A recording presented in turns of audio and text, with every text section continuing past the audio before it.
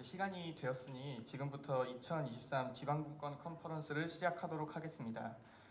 오늘 컨퍼런스는 국가와 지방자치단체가 함께 만드는 지방시대를 주제로 진행할 예정입니다.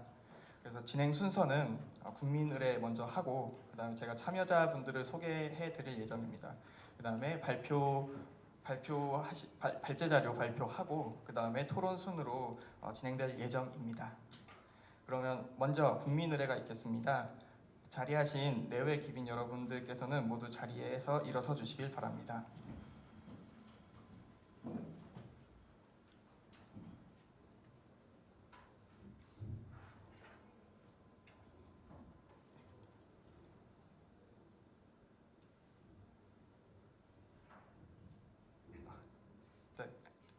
진행하도록 하겠습니다.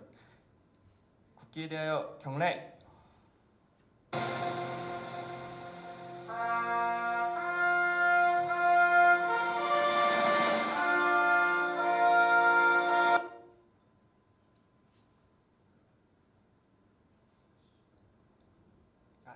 죄송합니다. 태극기 앞에 자유롭고 정의로운 대한민국의 무궁한 영광을 위하여 충성을 다할 것을 굳게 다짐합니다.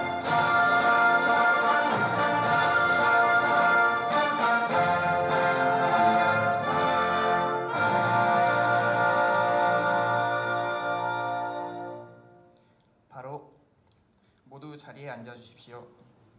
애국가는 생략하겠습니다. 그러면 오늘 컨퍼런스 참석해 주신 분들을 소개하도록 하겠습니다. 제가 소개해 드리면 이 앞쪽에 있는 자리로 나와서 앉아 주시면 감사하겠습니다. 오늘 좌장을 맡아 주실 분을 먼저 소개해 드리도록 하겠습니다. 최초로 청주대학교 법학과 교수님 참석해 주셨습니다.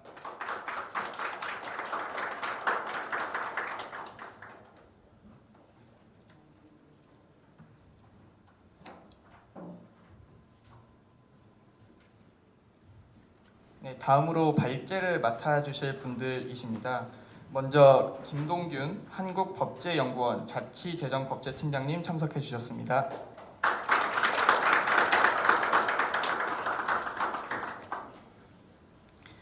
다음으로 김영식 서원대 경찰학부 교수님 참석해 주셨습니다.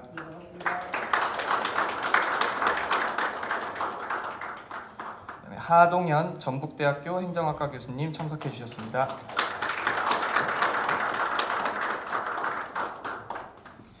토론을 해주실 분들을 소개하도록 하겠습니다. 여중협 행정안전부 자치분권국장님 참석해 주셨습니다. 다음으로 이형석 행정안전부 균형발전제도과장님 참석해 주셨습니다. 서보국 충남대학교 법학전문대학원 교수님 참석해 주셨습니다. 이소영 한국지방행정연구원 지역균형발전실장님 참석해 주셨습니다.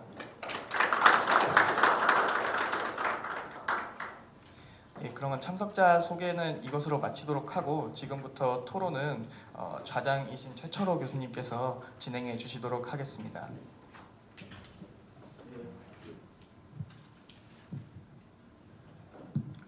안녕하십니까. 방금 소개받은 청주대학의 최철호입니다. 자, 지금부터 제가 컨퍼런스를 맡아서 발표 토론을 진행하도록 하겠습니다. 첫 발표는 순서에 따라서 연방국가의 독일주의 권한과 그 시사점을 주제로 해서 김동균 팀장님께서 발제를 해주시겠습니다. 이어서 발제를 먼저 다 들으시고 그 다음에 토론을 이어나가도록 하겠습니다. 그러면 마이크를 발제자께 넘기겠습니다. 예, 안녕하십니까. 한국법제연구원의 김동균입니다. 저희가 이번 정부에서 이제 지방 시대가 이제 국정 과제로 설정되면서 저희 연구원에서도 지방자치를 연구하는 팀을 이제 올해부터 꾸려서 지방자치 관련 연구를 본격적으로 시행을 하고 있습니다. 때문에 오늘 같은 자리에서 저에게 이렇게 소중한 기회를 가질 수 있게끔 주신 모든 분들께 감사의 인사를 드리고 싶습니다.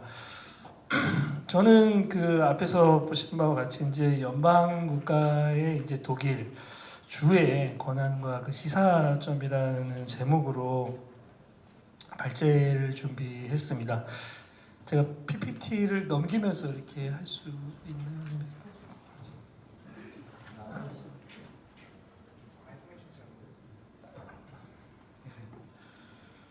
예, 다음 넘겨주시면 저는 크게 이제 독일 제도와의 비교 가능성 그리고 독일주의 행정 입법 및 행정 입법 그리고 이제 재정 권한 그리고 지방 시대를 위한 우리 자치 행정의 이제 발전 방향에 관한 순서로 말씀을 올리도록 하겠습니다.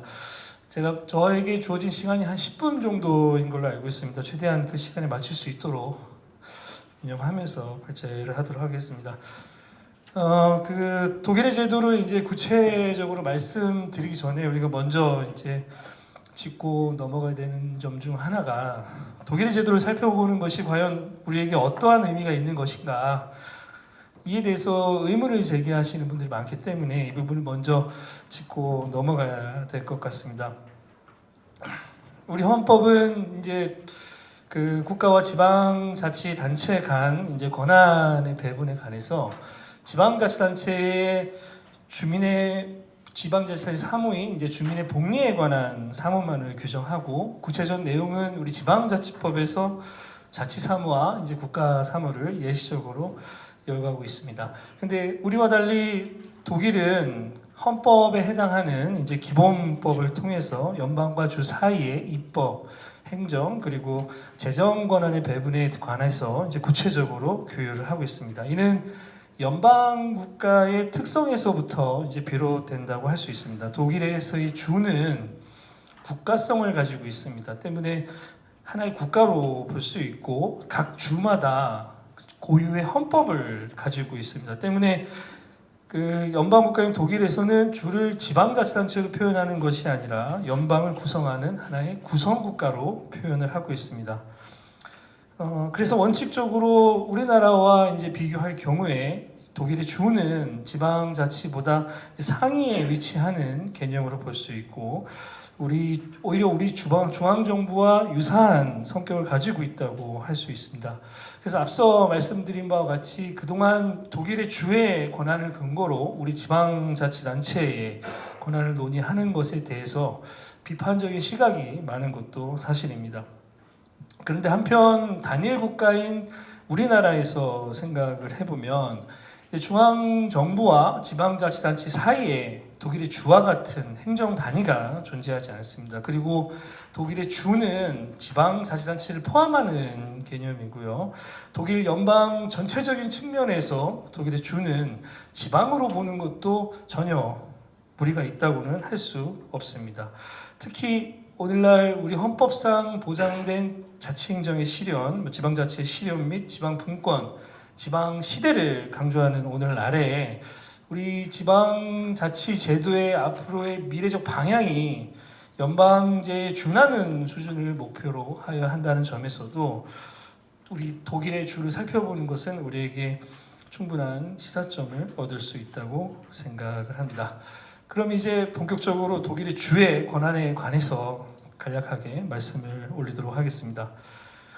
독일 헌법인 기본법 30조는 기본법이 다르게 규정하거나 허용하지 않는 한 국가적 권한의 실행 및 국가적 사무의 수행은 주의 사안이라고 규정을 하고 있습니다. 이는 독일에서 연방과 주 사이의 권한 배분에 대한 기본 원칙이라고 할 수 있는데 보다 쉽게 설명을 드리면 기본법에서 특별히 연방의 권한이다라고 규정하고 있지 않는 한 그 외의 모든 권한은 주의 권한에 해당한다고 할 수 있습니다. 이러한 기본 원칙은 뒤에 말씀드린 것과 같이 입법, 행정, 재정 권한의 배분에 있어서도 구체적으로 적용이 되고 있습니다. 먼저 행정권의 배분입니다. 방금 말씀드린 이제 권한 배분의 기본 원칙과 동일하게 기본법 제83조는 기본법이 다르게 규정하거나 허용하지 않는 한 주는 연방 법률을 자신의 고유상으로 집행한다고 규정하고 있습니다. 이러한 행정 권한의 배분은 분권 그리고 주민에 근접한 사무 수행을 위한 헌법적 기본 결정으로 설명이 되고 있고 주의 권한이 다른 국가 권력으로부터 침해받는 것을 방지하는 역할을 또 수행을 합니다. 물론 주는 우리 지방자치단체와 동일하게 이제 연방의 위임 사무를 수행하는데 그 경우에는 이제 연방 감독을 받을 수도 있고 주가 기본법 및 연방 법률에서 부여한 의무를 이행하지 않는 경우에는 연방은 연방 참사원의 동의를 받은 후에 해당 주에 대해 의무 이행을 위한 조치를 취할 수도 있습니다. 여기서 중요한 점은 연방이 주에 대해 연방 강제를 하는 경우에도 각 주의 이익을 대변하는 연방 참사원의 동의를 받도록 하고 있다는 점입니다. 그리고 주가 연방 법률을 고유사무로 집행하는 경우에는 행정청의 설치 그리고 행정 절차에 관한 입법 권한은 주가 가지고 있습니다. 그래서 주는 연방 법률을 집행하면서 그 집행 방법과 그 유형을 결정할 수 있는 권한을 가지고 있습니다. 물론 연방도 행정 절차에 대해서 규정을 할 수 있습니다.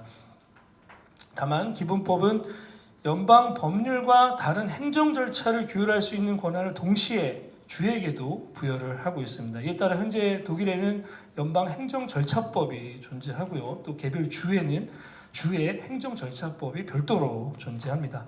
내용상 큰 차이는 없지만 우리에게 일정한 시사점을 제공해주고 있다는 것은 분명합니다. 입법권의 배분에 있어서도 동일한 메커니즘이 적용됩니다. 독일 기본법은 두 가지 유형으로 입법권에 대해서 규정을 하고 있는데요. 첫 번째는 연방의 고유의 권한에 해당하는 연방의 전속적 입법 사항과 연방과 주가 동시에 입법권을 행사할 수 있는 경합적 입법권에 관해서 규정을 하고 있습니다. 먼저 연방의 전속적 입법 사항은 그 입법 사항에 속하는 사무들은 외교, 국방, 여권, 통화화폐, 관세, 항공교통, 우편제도, 자유민주적 기본 질서의 보호 및 연방과 주의 존립과 안전의 보호, 핵 에너지 생산 등이 있습니다. 즉 연방은 대외 관계에서의 외교 그리고 국방, 독일의 안전과 이익에 관한 사항, 국경을 초월하는 사항, 주의 관할을 초월하는 사항 등에 관해서 특히 연방 전체적으로 통일적 규정이 필요한 영역에 관해서 입법권을 가지고 있습니다. 경합적 입법권은 우리 제도에서는 찾아볼 수 없는 다소 생소한 제도입니다. 이 경합적 입법 영역에 해당하면 주는 연방이 먼저 입법권을 행사하지 않은 경우에만 입법권을 행사할 수 있습니다. 독일 기본법은 총 33개의 경합적 입법 영역을 규정을 하고 있습니다. 이에 따라 대표적으로 대학교 입학 및 졸업에 관한 내용이 주법에 따라 각 주마다 차이가 존재합니다. 그리고 경합적 영역에 해당하는 사항의 일부, 예를 들어 외국인의 체류나 정주, 직업 훈련 보조의 규정, 학술적 연구의 진흥, 이런 기타 일부 영역에 대해서는 연방은 또 경합적 영역일지라 하더라도 연방의 입법권을 제한하고 있는데 일정한 영역 내에서는 연방 영역 내 균등한 생활관계의 형성 그리고 전체 국가적 이익 안에서 법적 또는 경제적 통일성 유지를 위해 필요한 경우에만 연방은 입법권을 행사할 수 있습니다.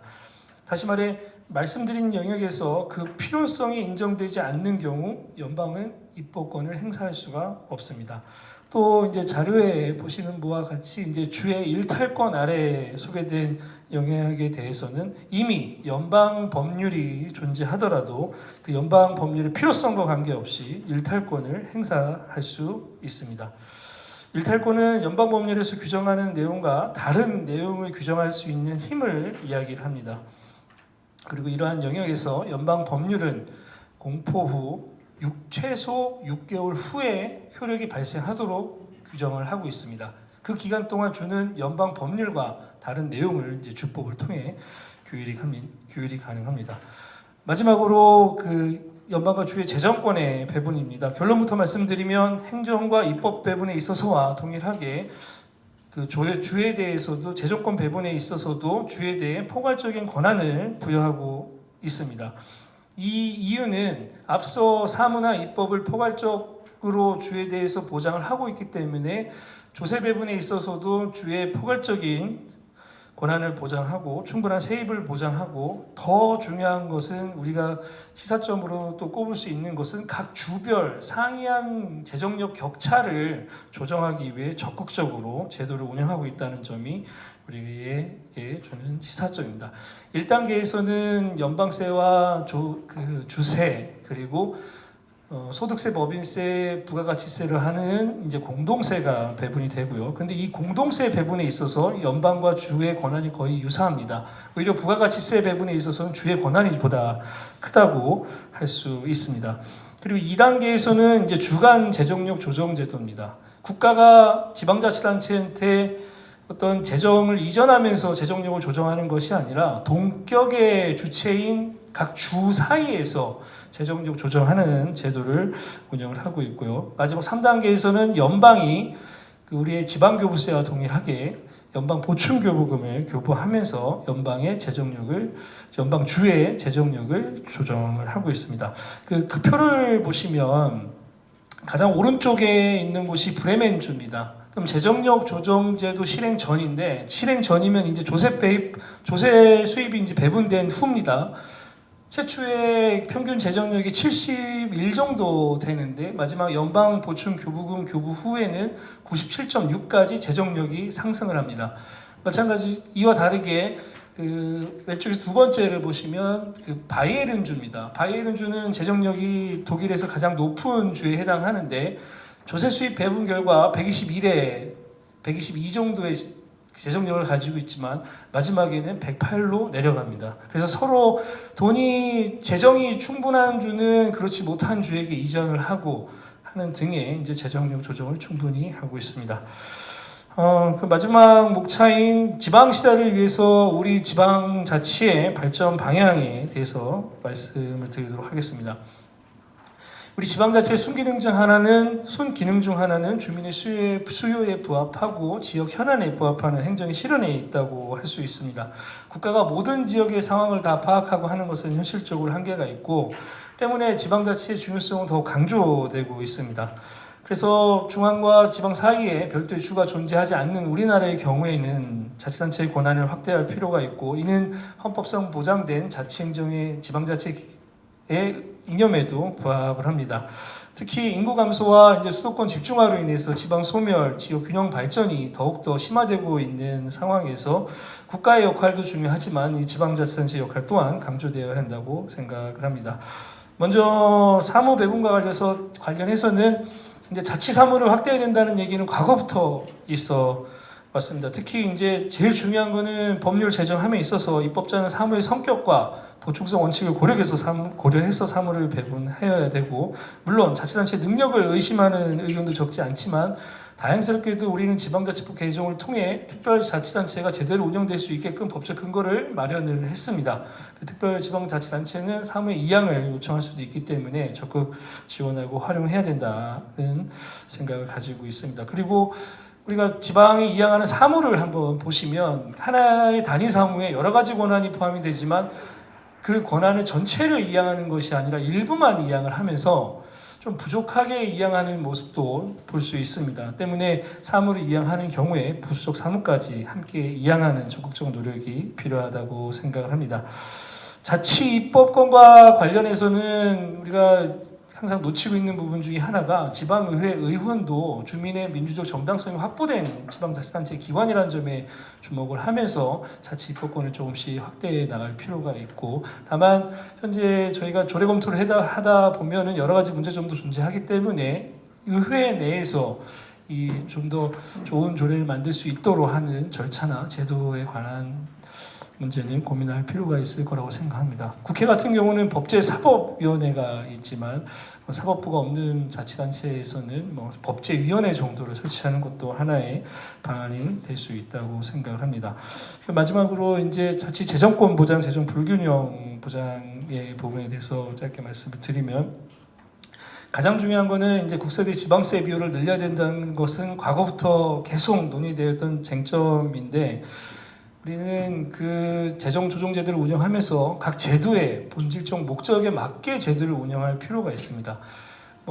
예를 들어서 보통교부세 같은 경우는 재정 수입과 수요를 가지고 우선적으로 기초로 해서 판단하기도 하지만 거기에 자체 노력이라는 게 고려가 됩니다. 그러면 지방의회가 경비를 얼만큼 절감했느냐, 잘 사용했느냐를 하고 있는데 이건 오히려 통제하는 수단으로 활용될 여지도 있다고 생각합니다. 행안부에서 발간하는 지방세 산정 해설, 지방교부세 산정 해설에 보시면 지방세의 성격은 국가가 간접적으로 가징하는 지방세의 성격을 가지고 있다 이야기를 하면서 실질적으로 그 배분에 있어서는 이제 국가가 여러 가지를 고려할 수 있는 요건이 있는데 그런 부분에 대해서 한번 생각해 볼 필요가 있다고 생각을 하고 또 독일의 그 3단계 재정 조정 제도와 비교해서 우리나라는 매우 복잡한 재정 조정 제도를 운영을 하고 있습니다. 균형발전 특별회계 있고요. 지방 소멸대응 기금 이제 작년부터 운영하고 있고 여러 가지 제도들을 복합적으로 운영하기보다는 지역 균형 발전을 위해서 각 지역의 재정력이 일정 정도 수준에 올라야 된다는 목표를 가지고 이 재정 조정제도 체계를 한번 검토할 필요가 있지 않을까 생각합니다. 제가 짧게 한다고 했는데도 시간을 많이 사용한 것 같습니다. 저는 여기까지 말씀을 드리도록 하겠습니다. 감사합니다.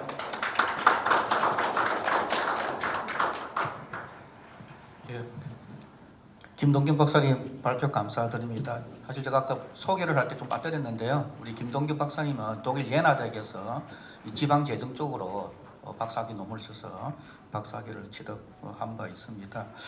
발제 내용은 세 가지 정도로 예를 들어서 주로 입법권, 행정권, 재정권의 배분, 연방과 주의 관계에서 입법권 어떻게 배분하고 또 행정권 어떻게 배분하고 재정권 어떻게 배분되어 있는지를 중심으로 발제를 해주시고 이 각각의 쟁점마다 우리나라 사례를 예시를 드시면서 우리나라 지방시대를 맞아서 자치행정의 발전 방향을 말씀을 해주셨습니다.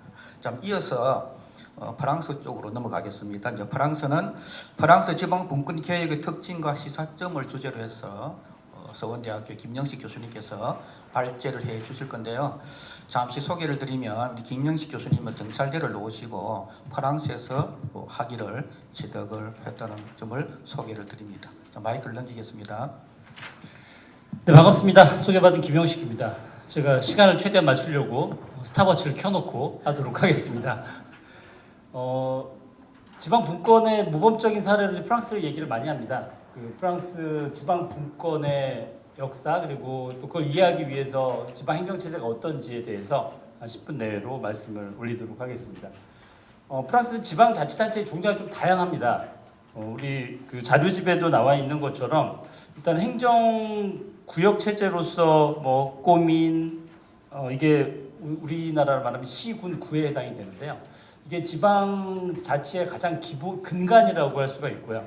예를 들면 지금 우리 이제 대전을 지금 우리가 있는 이곳을 예를 든다면 대전도 꼬민이고요. 그리고 계룡이나 논산시도 꼬민입니다. 그러니까 그게 하나의 어떤 단위 행정구역이 아니라 지방자치단체로서 이제 법적 성격을 갖는 그런 그 법인체라고 보시면 되겠고요. 따라서 규모가 몇십만 명인 그런 도시, 여러분들이 아시는 리옹이나 마르세유 이런 것들도 다 꼬민이고요. 그리고 파리 자체도 대도시이지만 꼬민입니다. 그 성격이. 그리고 그 옆에 있는 소규모의 그런 그 도시들 인구 5천 이하의 그런 꼬민들도 있고요. 프랑스 대혁명 이전에는 이런 그 자치단체의 성격이요, 이제 종교적인 의미에서 교구로 이제 구분이 됐었어요. 근데 이게 프랑스 대혁명을 거치면서 이제 꼬민이라는 형태로 법적 성격이 부여가 됐고 현재까지도 그게 유지가 되고 이 꼬민이라는 자치단체의 법적 성격을 근간으로 해서 지방 분권이 이루어집니다. 그리고 지방 자치제도가 운영이 되고요. 그리고 나머지 아롱디스망이나 이런 것들은 어떤 대도시에서의 구 역할을 하고 주로 이제 선거구와 관련된 어떤 의미에서 구역의 의미가 있고요. 지방자치단체로서는 여기 나와 있는 가장 근간이 되는 꼬민이라는 그러니까 우리나라로 말하면 시군구에 해당되는 것과 그리고 우리나라로 도로 많이 번역을 하는데 데파르트망이라는 그런 구 그리고 그 자치단체 그리고 좀 더 이제 광역도라고 보통 번역을 하는데 레지옹이라는 이렇게 세 지방자치단체들이 가장 지방자치단체로서의 그런 기본 근간이라고 보시면 되겠습니다. 먼저 꼬민을 보면요, 숫자가 굉장히 많죠. 이제 뭐 프랑스 같은 경우는 프랑스 본토가 있고 해외 영토가 있는데 해외 영토는 빼고 이제 본토만 얘기합시다. 근데 프랑스 본토에만 해도 34,000여 개의 꼬민이라는 게 있는데 사실 거대한 몇십만 명의 도시들은 일부 안 되고요. 인구 1만 이하가 97%예요. 그러니까 너무 많은 거죠. 그런 조그만한 곳에서 과연 뭘 할 수 있을까라고 생각하실 텐데 그런 단위에서의 근린 행정 그리고 근린 민주주의가 프랑스 지방 분권의 대혁명부터 내려오던 이념인 거죠. 그래서 그런 독립성과 자치성을 인정을 해주고 있고요. 그리고 꼬민 단위에서 구성되는 시의회의 다수당을 차지하는 그 의회의 의장이 당연히 시장이 되고요. 그리고 별도로 우리처럼 뭐 시장 따로 뽑고 의원들 따로 뽑는 개념이 아니라 그렇게 해서 꼬민에서의 어떤 지방 정부가 구성이 되고 지방 의회가 운영이 됩니다. 물론 뭐 정말 큰 그 인구가 몇십만 명 되는 데는 의회도 클 거고요. 그게 아니라 정말 5천 명도 안 되는 그런 소규모 우리나라의 군 단위에서는 인원이 얼마 안 되는 그런 의원들로 구성이 된 지방 정부가 운영이 될 겁니다. 꼬민 같은 경우에는 그 뭐 인구가 1만 미만이 대부분이라고 말씀드렸고 그러다 보니까 지방자치를 통해서 지역 개발을 하는 데는 한계가 있죠. 그리고 도시화가 진행이 되고 산업화가 진행이 되면서 특히 유럽 연합이라는 게 출범이 되면서 유럽 연합과 연계된 어떤 지역 개발 사업에 있어서 소규모 꼬민들이 한계가 있는 겁니다. 그래서 결국은 꼬민을 없애버리고 뭐 대도시로 만드느냐. 그런 걸 선택할 수도 있겠죠. 아마 우리나라였으면 그렇게 선택했을 겁니다. 근데 프랑스에서는 꼬민 그대로 유지하면서 꼬민 연합체를 가기로 했습니다. 그래서 우리 그 자료집에는 제가 처음에 3단계 어떤 꼬민 연합체를 말씀을 드렸는데 지금 2015년 마지막 지방자치법이 개정되면서는 총 5가지 이런 꼬민 연합체가 있는데 예를 들면 조그마한 꼬민들이 여러 개가 모여서 하나의 그 연합체를 구성했을 때 이게 그냥 단순한 MOU 형태가 아니라 이 자체가 하나의 독자적인 지방자치단체의 성격을 가질 정도로 결속력이 강한 것도 있고요. 아니면 특정한 사업을 위한 특정한 사업 분야에 대해서만 그냥 MOU 형태로 운영되는 경우도 있고 정말 다양한 형태인데 그걸 5가지 유형으로 구분이 되어 있고 대부분은 대전과 논산, 계룡 이런 주변 대도시 중심에 있는 꼬민과 주변 꼬민들이 같이 결합하는 형태가 대부분입니다. 뭐 그럴 수밖에 없겠죠. 그리고 현재 프랑스에서 34,000여 개가 있지만 그 중에서 딱 4개만 빼고요. 나머지는 다 연합체예요. 그러니까 그만큼 연합체를 활성화시켰고 또 이런 방식으로 꼬민의 근린 민주주의를 유지하면서 필요성에 의해서 이런 공동 연합체를 적극적으로 활용하고 있다라는 게 특징이라고 볼 수 있겠고요. 예를 들면 뭐 도시 공동체 같은 경우 한 1만 5천 명 이상 되는 인구의 꼬민을 약간 도심 성격의 강한 꼬민이 중심이 되고 그 위에 농어촌 꼬민들이 같이 연합된 형태가 돼서 총 인구 5만이 되면 인정을 해줍니다. 그리고 그에 따른 자치권을 인정해주고 그리고 뭐 재정적 지원을 해주고요. 그리고 또 별도로 이런 꼬민 연합체에서 자기들만의 독자적인 재원 확보를 위한 지방세 를 만들 수 있는 권한도 부여되는 성격이 부여가 되고요. 그러니까 그런 여러 가지 면에서 꼬민 연합체가 어떻게 보면 우리나라에서 하나의 지방자치단체처럼 그렇게 운영이 될 수 있다라는 거, 그게 가장 특징적인 내용 중에 하나입니다. 네, 다음 넘겨주시면. 네. 그리고 우리나라의 도에 해당이 되는 형태인데요. 뭐 데파르트망이라고 하는데 일단 뭐 도에는 도지사가 있습니다. 그리고 도지사는 우리나라처럼 민선이 아니라 중앙 정부에서 임명하는 도지사가 파견이 되고요. 지방분권법이 시작되기 이전에는 도지사가 집행 권한을 가졌어요. 그러니까 꼬민 중심의 지방자치가 이루어지면서 도지사가 이런 작은 꼬민들의 후견인 역할을 하는 중앙정부의 어떤 통제와 감시와 감독의 주체였는데 1982년 지방 분권이 본격적으로 시작이 되면서 도지사는 어떤 사후적인 통제기관이 되고요. 그러면 도 단위에서의 광역 단위에서의 또 그 밑에 여러 개 꼬민들이 있겠죠. 그 도 단위에서의 도의회가 구성이 되고 도의회 의장이 또 마찬가지로 꼬민에서의 시장처럼 도지사 역할을 합니다. 그러니까 집행부 역할을 하게 되는 거죠. 기존의 중앙정부에서 임명되는 대통령이 임명하는 도지사는 이제는 도에서의 중앙정부의 정책과 도 단위에서의 정책의 조율 역할 그리고 도의회를 비롯한 도의장의 집행권 행사에 있어서의 적법성에 대한 사후 통제 주로 이제 프랑스는 행정법원이 따로 있기 때문에 행정법원을 통한 사후적인 그 통제 역할을 주로 하게 됩니다.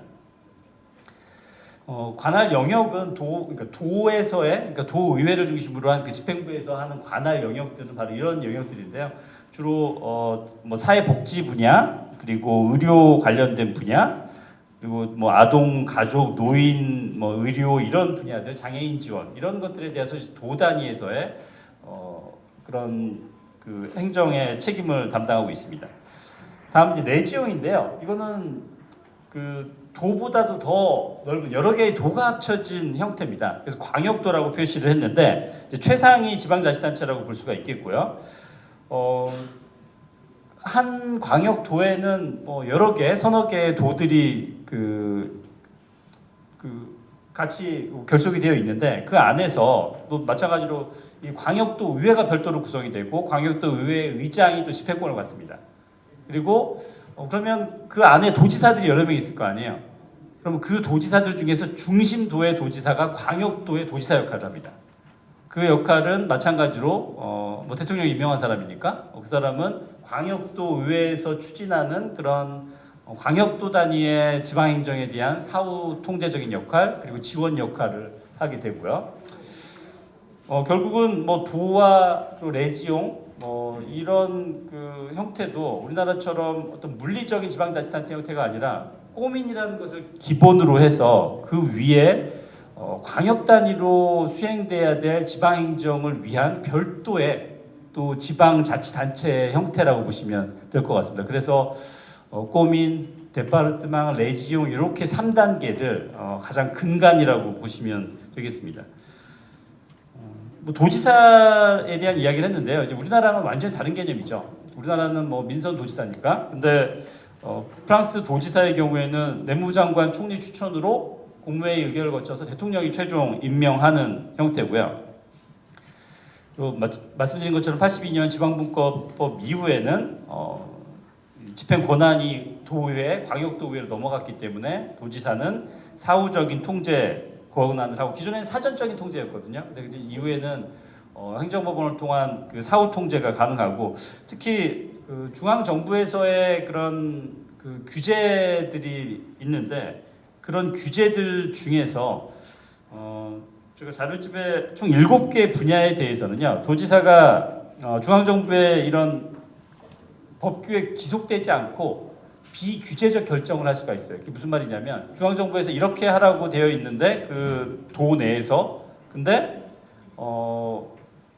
그게 지방정부의 지방도나 광역도에서의 어떤 지방행정과 맞지 않을 때는 그 비규제적인 성격이라면 그러니까 주민들에게 부담을 주는 게 아니라면 꼭 그 중앙정부의 법규에 기속되지 않아도 된다라는 거죠.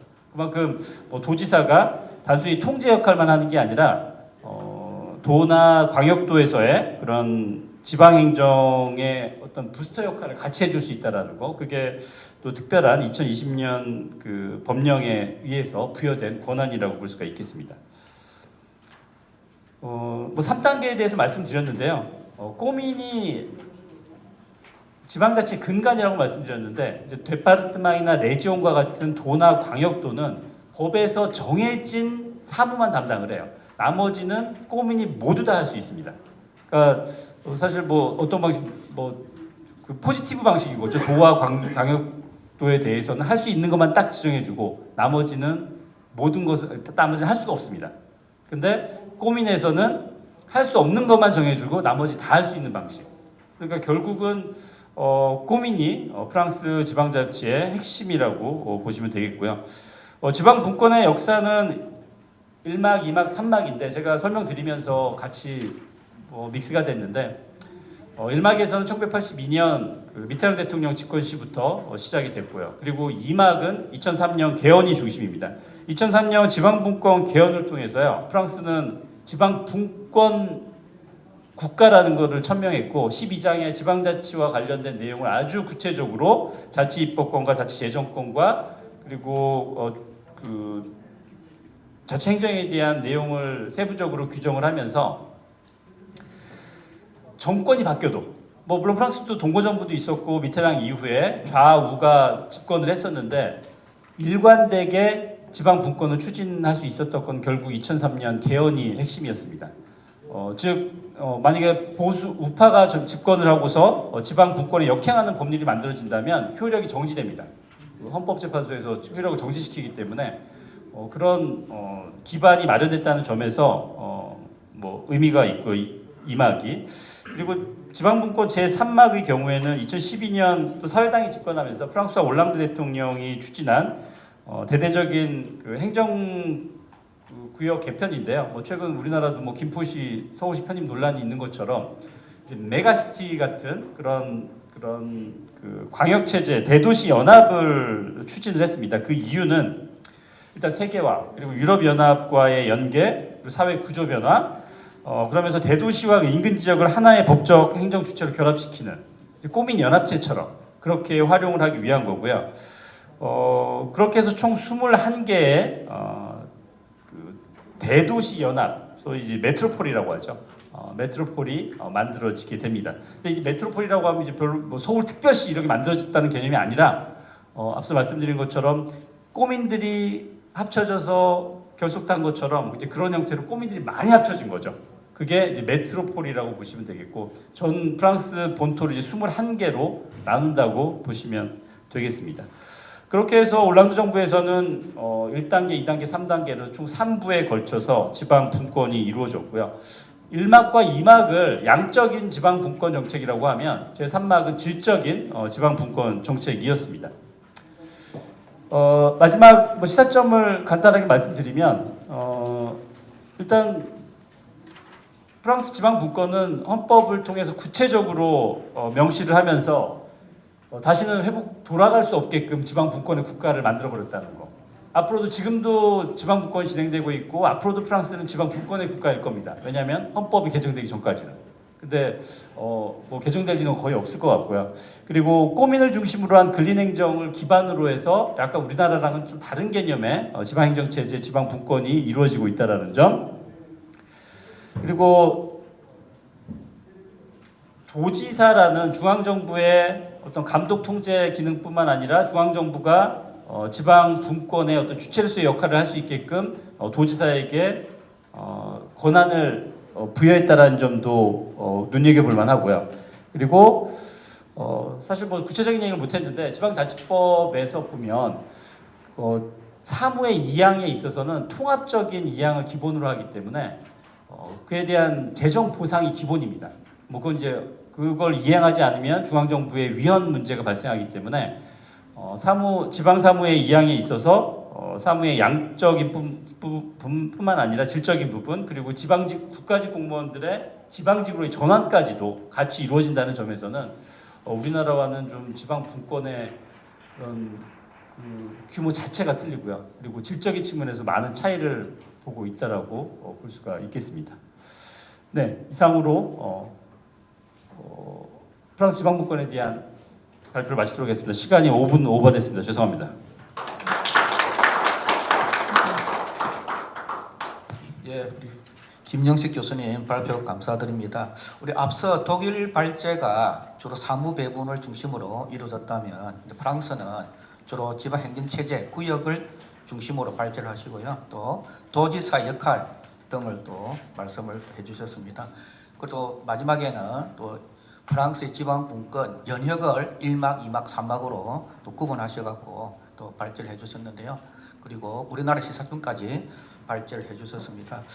잠시 첨언을 하자면 제가 프랑스 발제를 들으면서 좀 느낀 점은 아까 우리 꼬뮌에서 이 네거티브 방식으로 사무를 구성하고 있다 그랬는데 지금 우리나라는 다 포지티브 방식이잖아요.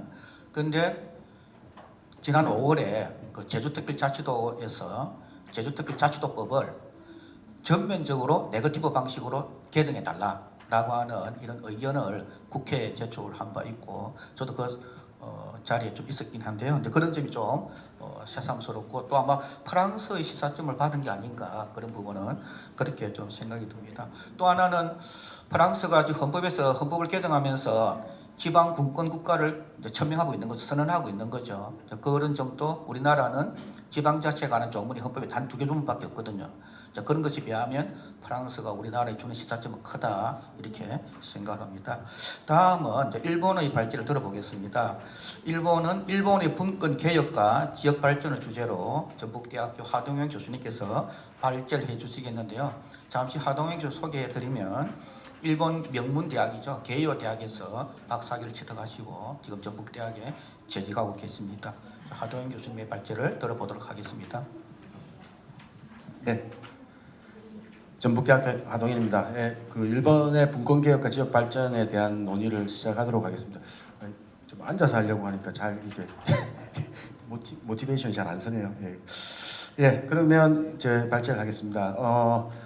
전체적인 시간이 많지 않으니까 전체적인 어떤 흐름은 분권 개혁에 대한 큰 흐름을 한번 쭉 제가 설명을 해드리고요. 그 속에서 이 분권 개혁과 지방 우리가 흔히 창생이라고 많은 분들이 이미 아실 겁니다. 일본의 제도가 워낙 우리나라에 많이 소개되고 있고 이제 그러한 제도를 솔직히 어떤 식으로 우리가 바라봐야 될까 이제 이게 가장 더 중요한 점인 것 같은데요. 실제로 이 분권 개혁과 이 지역 전략이 어떻게 연계되어 왔는지에 대한 논의를 제 나름대로의 설명으로 말씀을 드리고 거기에 대한 시사점을 말씀드리는 것으로 하겠습니다. 예, 그다음 페이지. 예. 그 일본 제도를 보시면 앞에 이제 우리 인트로덕션으로 일본 제도에 대해서 상당히 많이 들어와 있습니다. 실제로 우리 지금 지방자치법에 들어와 있는 대부분의 상당수의 제도도 고향사랑 기부제, 그다음에 중앙지방협력회의, 그리고 지금 여러 가지 협약 제도부터 상당히 들어와 있는데요. 중요한 거는 이제 이 제도가 예를 들어서 일본에서 우리도 충분히 그 제도를 우리가 만들어낼 수 있고 또 수용할 수도 있는 거죠. 다만 그 제도가 일본 내에서 어떤 맥락에서 만들어졌고 그게 현재 실제로 어떻게 진행되고 있는지 운영되고 있는지 이제 이러한 것들을 우리가 잘 우리 나름대로의 어떤 그 관점으로 잘 해석을 하고 그것을 잘 받아들이는 것이 상당히 중요하지 않을까 생각합니다. 일본에는 그 분권 개혁을 둘러싼 여러 가지 중앙지방 관계에 대한 여러 가지 그 학술적인 논의가 많이 있어 왔습니다.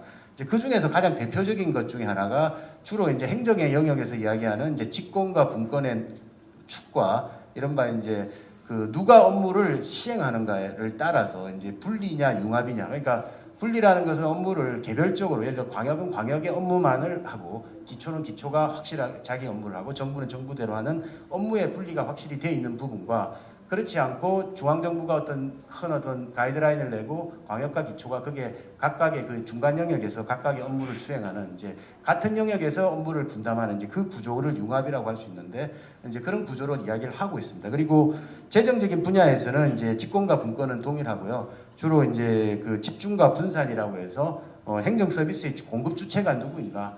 중앙정부가 우리 특혜기관이 대표적으로 이제 집중적인 행정기관, 지방에 나와 있지만 집중적인 이제 행정기관이라 할 수 있고 그게 아닌 방식으로는 이제 분산의 시스템이라고 하고 있습니다. 그걸 보면 저는 이제 제 나름대로 이게 해석을 한 그래프인데요. 예를 들어 우리나라에서 현재 보면 이제 여러 가지 집권적인 이제 권리의 대부분 지금 이제 사무총 조사를 하다 보면 8대2나 7대3 정도의 영역이 나와 있고 재정 권한도 이제 한 그 정도 수준에서 나와 있습니다. 그래서 그 문재인 정부 마지막 때는 이제 6대4를 목표로 한다까지가 나왔었습니다. 이제 그런 것처럼 어떤 면에서는 권한에 이제 정부에 대한 집중이 나와 있고 그리고 이제 업무 자체도 정부가 가이드라인을 내면 광역과 기초가 그것을 각각 나누어 하는 그런 방식이 되고 있는데 분권을 추진하다 보면 이제 그러한 어떤 권한의 일부가 지방으로 광역이나 기초로 이제 이양이 되는 그 과정을 지금 현재 여러 가지 하고 있고 이번 정부에서도 이제 그걸 이제 추진하고 있죠. 결국은 연방제로 간다는 것은 우리가 연방제로 간다는 반드시 가야 된다 그런 건 아닙니다만 연방제에서 일어나고 있는 일반적인 수준은 권한이 지방 이른바 이제 주에 대한 이제 권한이 자체도 연방 정부가 하는 업무와 중앙부가 하는 업무, 그다음에 기초가 하는 업무가 상당히 분리되어 있다. 있었지만 대표적인 어떤 연방제 체제 의 방식은 과연 어떤 방향으로 가야 될 것인가가 이제 핵심 화제가 될 것이며 일본의 지방 분권은 지금 아까 위에 있는 니시오라는 이제 학자와 그다음에 진노라는 학자는 지금의 일본의 체제는 집권 융합적 체제이기 때문에 앞으로 행정 영역에서는 분권과 분리적인 시스템으로 가야 되는 것. 그리고 재정적 측면에서는 분권과 분산의 시스템으로 가야 된다고 하는 그런 어떤 학술적인 어떤 컨센서스가 있었고요. 니시오 위에 있는 니시오 그 서오라고 돼 있는 그분은 실제로 제1차 분권 개혁의 부위원장으로서 분권 개혁을 진두지휘한 인물이기도 합니다. 그래서 이제 이런 어떤 측면에서 일본의 분권 개혁이 시작이 되어 왔습니다. 그래서 그 추진 과정을 한번 보도 그 다음 장에 추진 과정을 보면 그 일본의 지방 분권 개혁은 90년대 초 중반부터 이제 실시가 되면서 95년부터 명확하게 그 제1차 분권 개혁이 이제 시작이 됩니다. 크게 이 시기는 제가 이제 세 시기로 나누어서 제가 저 연구를 진행해 왔는데요. 대체적으로 제1차 분권 개혁의 시기는 이제 한 그 95년부터 99년, 그러니까 지방자치법 대개정이라는 우리 이제 전부 개정안에 해당하는 그 법과 유사한 어떤 그 이양 일괄법이 전체적으로 이제 개정되는 그 시기가 이제 1차가 있었고요. 그 다음에 2001년부터 2005년도 사이에 우리나라에 많이 알려져 있는 뭐 시정촌 합병, 뭐 3.1 체계역 이게 실시되는 이제 시기가 한 5년간 있었습니다. 그리고 그 2000년대 말부터 이제 14년, 15년까지가 제2차 분권 개혁. 그리고 14년 이후부터 이제 지방 창생 전략이 현재 진행이 되고 있습니다. 그 다음에 세부적인 아주 간단하게 살펴보면 제1차 분권개혁에서는 이제 뭐니 해도 중앙과 지방의 어떤 법적인 관계를 재설정하는 거였습니다. 그래서 이른바 수직종속이라고 하는 이제 법에서 나와 있는 여러 가지 이제 권한들을 이제 결국은 지방과 국가가 이제 대등한 관계로 이제 그러니까 명기를 하는, 그러니까 뭐 실제로 이제 관행적인 거는 뭐 그대로 남아 있을 수도 있습니다만 기본적으로 제도적으로는 이제 바꾸는. 그래서 이제 그게 그래서 쟁점이 그게 대표적인 제도가 기관위임 사무. 그러니까 국가가 권한을 갖고 있면서 이제 이른바 수직적인 어떤 관계 속에서 명령을 하는 이제 그런 방식의 기관위임 사무를 폐지하는 것이 이제 이 당시의 개혁의 가장 핵심 사안이었고요. 그리고 그때 국가가 이제 관여를 하면 어떻게 개입을 할 것인가, 그 개입의 원칙을 명시를 했었습니다. 대부분 이제 지금까지는 우리가 흔히 뭐 일본에서 나오는 뭐 통달 행정이라 해서 이제 비공식적인 개입을 많이 인정을 하는 분위기였는데 이때부터는 이제 제도적인 개입, 그러니까 법 제도적인 어떤 근거가 없으면 개입을 할 수 없는 그 방식으로 바뀌었습니다. 그 다음에 이제 2001년도부터 이제 5년 사이에 나왔던 개혁은 3.1 개혁, 흔히 이야기하는 우리 이제 재정 개혁인데요. 이 개혁이 나온 이유는 결국은 아까 1차 분권 개혁을 통해서 이제 중앙과 지방과의 어떤 관계 설정이 새롭게 이루어졌다면 그 다음부터는 이제 전체적인 실질적인 개혁으로 이제 돌입을 해야 되는데 그 당시에 일본의 지방자치 단체 수가 한 3,200개였습니다. 지금의 이제 절반 2배 이상이었습니다. 그러니까 그 상으로는 이 분권 개혁을 그러니까 분권 개혁을 하더라도 지방이 살아남기 어렵다라는 이제 그 문제 의식 하에 재정과 어떤 기초 체력을 키우는 이제 크기를 키우는 시정촌 합병이 이제 이른바 통합이 이제 상당히 이제 정부 주도로 이루어지게 됩니다.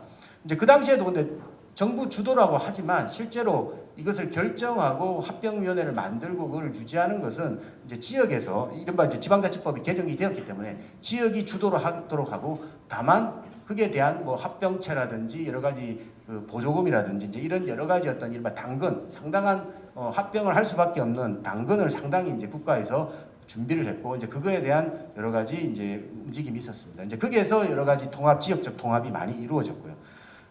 그 시정촌 통합은 이제 기초 레벨의 통합이라고 한다면 이른바 이제 이거는 뭐 어떤 면에서는 실시는 되지 못했지만 일본의 이제 도주제가 이때 상당히 이제 정부 차원에서 논의가 됩니다. 지금의 이제 47개 광역지자체를 13개 구역 정도로 나누고 이거는 뭐 자민당과 정부안도 많이 있었고 거의 이제 어떤 면에서는 상당히 이제 정부 내에서는 안이 거의 구체화됐던 시도입니다. 그러니까 결국은 이 당시에는 이제 전체적인 어떤 틀을 만들므로써 분권 개혁으로 이루어진 이 성과물이 실제로 현장에서 나올 수 있는 어떤 시스템을 바꾸겠다. 결국은 이제 지금 우리가 고민하고 있는 것도 이제 분권이라는 시스템으로 어떻게 균형 발전 정책을 진행해 나갈 것인가 이 고민이지 않습니까? 이제 이런 어떤 고민들이 비슷하게 있었다라고 보시면 될 것 같고요. 제2차 분권 개혁은 이제 기존의 개혁, 이제 지방자치법이나 여러 가지 이제 일반법에서 했던 그 개혁을 기반으로 해서 여러 가지 이제 세부적인 각 개별 법령 속에서의 나타나고 있는 어떤 문제점들을 이제 좀 개선하는 그런 어떤 개혁이었습니다. 그리고 이제 국가와 지방을 논의하는 이제 그런 개혁이 이제 진행이 되어 왔었습니다. 이제 그런 과정에서 이제 전체를 평가를 하자면 여기에서 뭐 다른 것들은 많이 시도가 되었는데요. 특히 이제 지방의 역량을 구축하는 과정 속에서 주민자치에 관련된 부분은 조금 미약했다라는 것이 이제 상당히 평가가 나오고 있습니다. 그리고 그 다음 장, 예.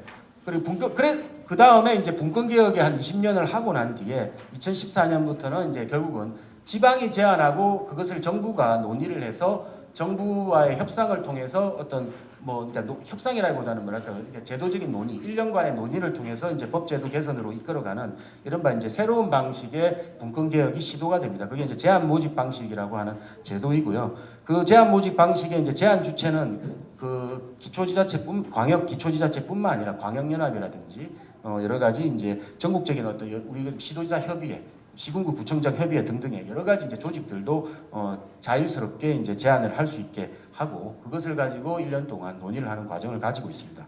그리고 실제로 그 제안 모집 방식은 약 1년에 한 300건 정도가 제안이 현재 대충 되고 있고요. 그 중에서 한 70~80%가 억셉트가 되고 있는 그런 상황입니다. 그다음 계속 넘겨주시면 되겠습니다. 그래서 이제 그다음 넘겨주십시오. 그것도 이게 이제 300건이고요. 그다음 넘겨주시면 되고요. 이제 그런 과정을 통해서 분권 개혁의 큰 어떤 시스템 개혁이 뭐 지금도 분권 뭐 이양 일괄법이 있기 때문에 하고는 있습니다만 분권 개혁은 이제 어느 정도 큰 어떤 맥락을 가져오게 됩니다. 이제 그 과정 속에서 뭐 지역 발전 정책이라는 것은 일본 정부가 뭐 어떤 면에서는 뭐 출범할 때부터 계속 해왔지 않습니까? 다만 분권 개혁을 이제 지역 발전 정책으로 어떻게 승화시킬 것이냐 이제 이 문제가 있었고 그 속에서 일본에서도 우리처럼 이제 일본 도쿄권 중심으로 한 3대 도시권의 어떤 상당한 집중화 그리고 지역이 활력을 계속 잃어가는 여러 가지 문제점들 그리고 분권 개혁에 의해서 결국은 지역의 특성화를 어떻게 할 거냐 이제 이런 맥락에서 지방 발전 정책을 이제 고려를 하게 되었습니다. 그게 이제 지방 창생 전략으로 이제 어떤 종합화해졌다라고 보시면 될 것 같고요.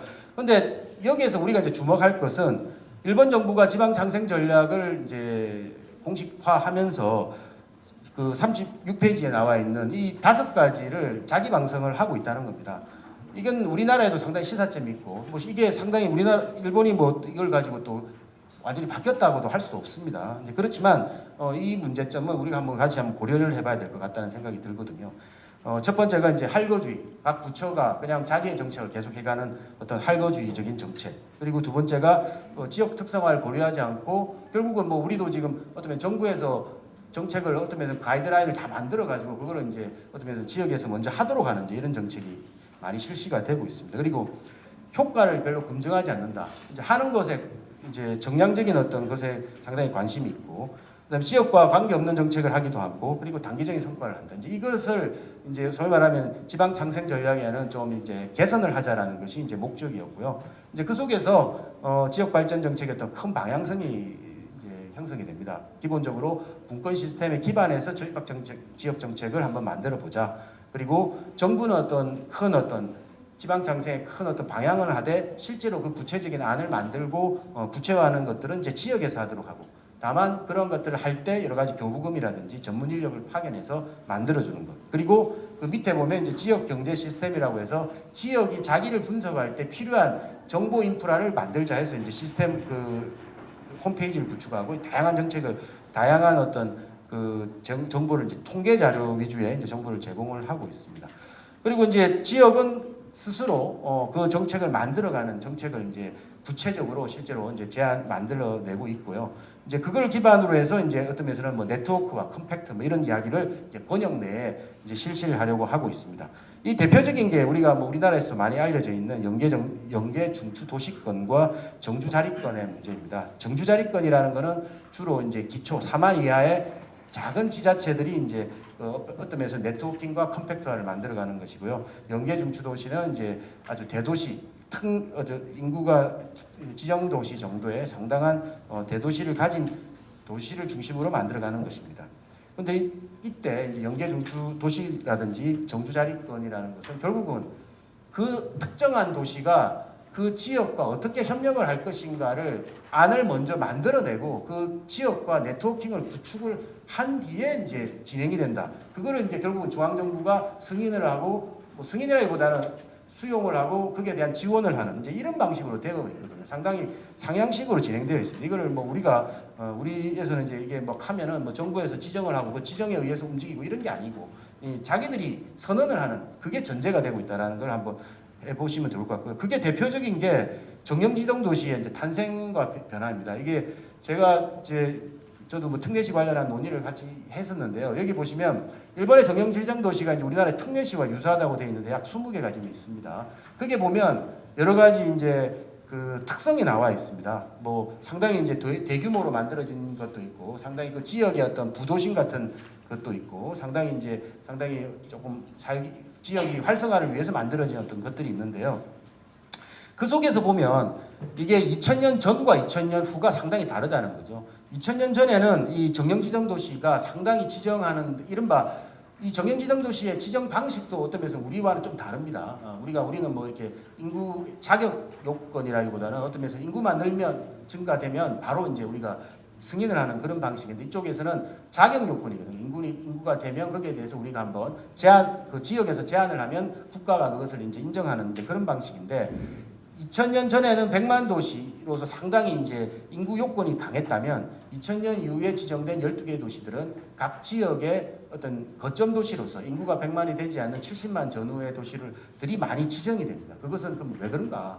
제 나름대로의 여러 가지 그 당시에 아까 말씀드린 시정촌 통합이라든지 지금 연계 중추 자립권 등등으로 보면 그 역할을 이른바 그 지역에서의 거점 역할을 할 수 있도록 한번 유도하는 정책으로 이 지정도시도 활용이 된 게 아닌가. 원래 이제 특례시라는 그 자체도 우리도 마찬가지지만 분권의 일환으로 되었지 않습니까? 그렇지만 그게 나와 있는 지역 발전과의 연계성을 어떻게 생각을 하면서 이제 지정도 이루어지는 이제 그런 방식이 있었다라는 생각이 이제 들고 있습니다. 이제 그 속에서 지역들과 이제 지방들도 어떤 면에서는 중앙지방 관계뿐만 아니라 가장 더 중요한 지역 간의 관계, 거버넌스 체계의 구축을 어떻게 할 것인가 이제 이런 고민들을 하게 되고 있고 이제 그러한 것들이 이 나라현이라는 여기 나와 있는 건 이제 나라현의 이제 어떤 대표적인 모델인데요. 이거는 지역에서 스스로 한 겁니다. 그거를 이제 그 중앙정부가 좋은 사례다 해서 계속 이제 어떤 면에서는 확산하는 이제 그 사례인데요. 그게 보면은 이제 그 다음에 그림을 보시면 광역과 기초 간의 관계가 상당히 뭐랄까요. 지금까지는 우리도 마찬가지로 업무 배분이 되어 있고 뭐 광역은 광역대로 뭐 조정을 해야 된다, 협상을 해야 된다 하지만 솔직히 광역과 기초가 상당히 이제 어떤 면에서 업무 수직적인 관계를 하고 있는데 이제 분권이라는 측면에서 권한이 많이 이양이 되는 과정 속에서 실제로 기초가 다른 기초와는 다른 어떤 여러 가지 환경 인프라를 갖고 있기 때문에 뭔가를 하기가 어려운 경우도 많이 있습니다. 그래서 이제 광역의 개입, 광역의 어떤 협력, 광역의 지원을 이제 나름대로 자기 이제 나라현이라는 곳에서 새 유형으로 만들어서 이제 자기들 나름대로 이제 이 업무 협조를 이 모델을 이제 창출해냈다는 것입니다. 그러니까 이제 이런 것들을 기반으로 해서 연계 중추 장기권도 만들어지고 지역의 여러 가지 이제 개발 정책들이 어떤 면에서는 이루어지고 있다. 이제 이렇게 보시면 될 것 같고요. 연계 협약 제도도 결국은 그 다음에 중추자립권 제도라는 것을 활성화하기 위해서 나왔습니다. 그러니까 이거 지금도 우리가 보면 이제 분권 정책의 일환으로 지금 연계협약, 뭐 지자체 간 협력 이런 이야기가 되고 있는데요. 결국은 연계 중추자립권이라는 것은 어떤 지자체 선언을 주도하는 지자체가 다른 지자체와 역할 분담에 대한 상의를 하고 그것에 대한 어떤 면에서는 법적인 약간의 어떤 계약적인 구속력을 가하는 서로 간에 이제 그런 어떤 방식으로 연계협약 제도가 발생하고 있지 않습니까? 결국은 이제 그런 것들을 이제 활용을 하면서 그러니까 분권적인 제도, 그러니까 권한을 정부에서 이제 지방으로 넘겼고 그것을 지방에서 지역의 정책을 어떻게 승화할 것인가에 대한 것들을 이제 좀 보완하기 위한 방식으로 이제 그런 것들이 나왔다라고 이제 보시면 될 것 같고요. 계속 하려니까 시간이 많이 들릴 것 같은데 그래서 이제 1, 2차 분권 개혁이 나왔고 이제 지방 장생 전략이 나왔는데 여기서 이제 아까 특색은 아까 이제 상당히 정량 목표를 좀 중시했다라는 그다음에 거기에 대한 검증을 중시하고 있다. 지금 그런 게 있고 그다음에 이제 제2차 분권 지방 장생 전략에서는 1차 장생 전략을 이제 승계를 하면서 뭐 여기 우리나라에도 지금 생활인구로 들어와 있습니다만 뭐 관계인구 확대라든지 어떤 여러 가지 이제 기술 혁신을 활용한다. 그리고 지금 뭐 우리 민청 문제라든지 여러 가지 있는 것처럼 다양한 어떤 지역의 새로운 어떤 주민들을 계속 이제 지역의 어떤 주도하는 같이 함께하는 주민으로서 이제 같이 활약하도록 만든다. 이제 이게 이제 제2차 그 지방 장생 전략의 이제 종합 어떤 새로운 측면이라고 볼 수 있습니다. 이제 1차, 2차는 아베 정권에서 실시가 되었고요. 지금은 이제 기시다 정권입니다. 기본적으로 이제 1, 2차의 지방 장생 전략을 수용을 하는데 아무래도 이제 새로운 정권이 들어다 보면 새로운 어떤 브랜드를 하고 싶기 때문에 지금은 이제 디지털 전원도시 국가 구상이라는 내용이 지금 이제 제시가 되고 있는데 이 말 그대로 IT를 좀 더 활용하자 그 측면이 조금 강조되는 측면이라고 볼 수 있고 다른 뭐 특별한 좀 눈에 띄는 정책은 별로 제 생각에는 별로 보이지 않더라고요.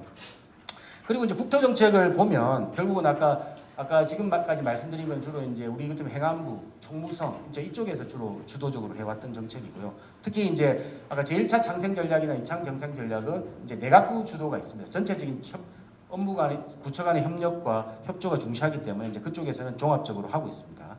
그리고 이제 국토교통성에서 주로 했던 이제 국토경책도 역시 뭐 여러 가지 이제 국토종합개발 계획을 만들면서 최근에 가장 만들어진 이제 종합계획에 보면 이제 컴팩트와 네트워크와 이제 어떤 면에서는 조금 전에 말씀드린 것과 이제 궤를 같이 하고 있다라고 하고 있고요. 여기에서 제가 이제 재밌는 걸 봤는데 이게 이제 슈퍼 메가리전 이건 아마 우리나라 뉴스에도 많이 나왔습니다. 여기 그 다음에 지도를 잠깐 보시면 지금 우리나라도 뭐 KTX가 들어서면서 어떤 생활권이 많이 바뀌었지 않습니까?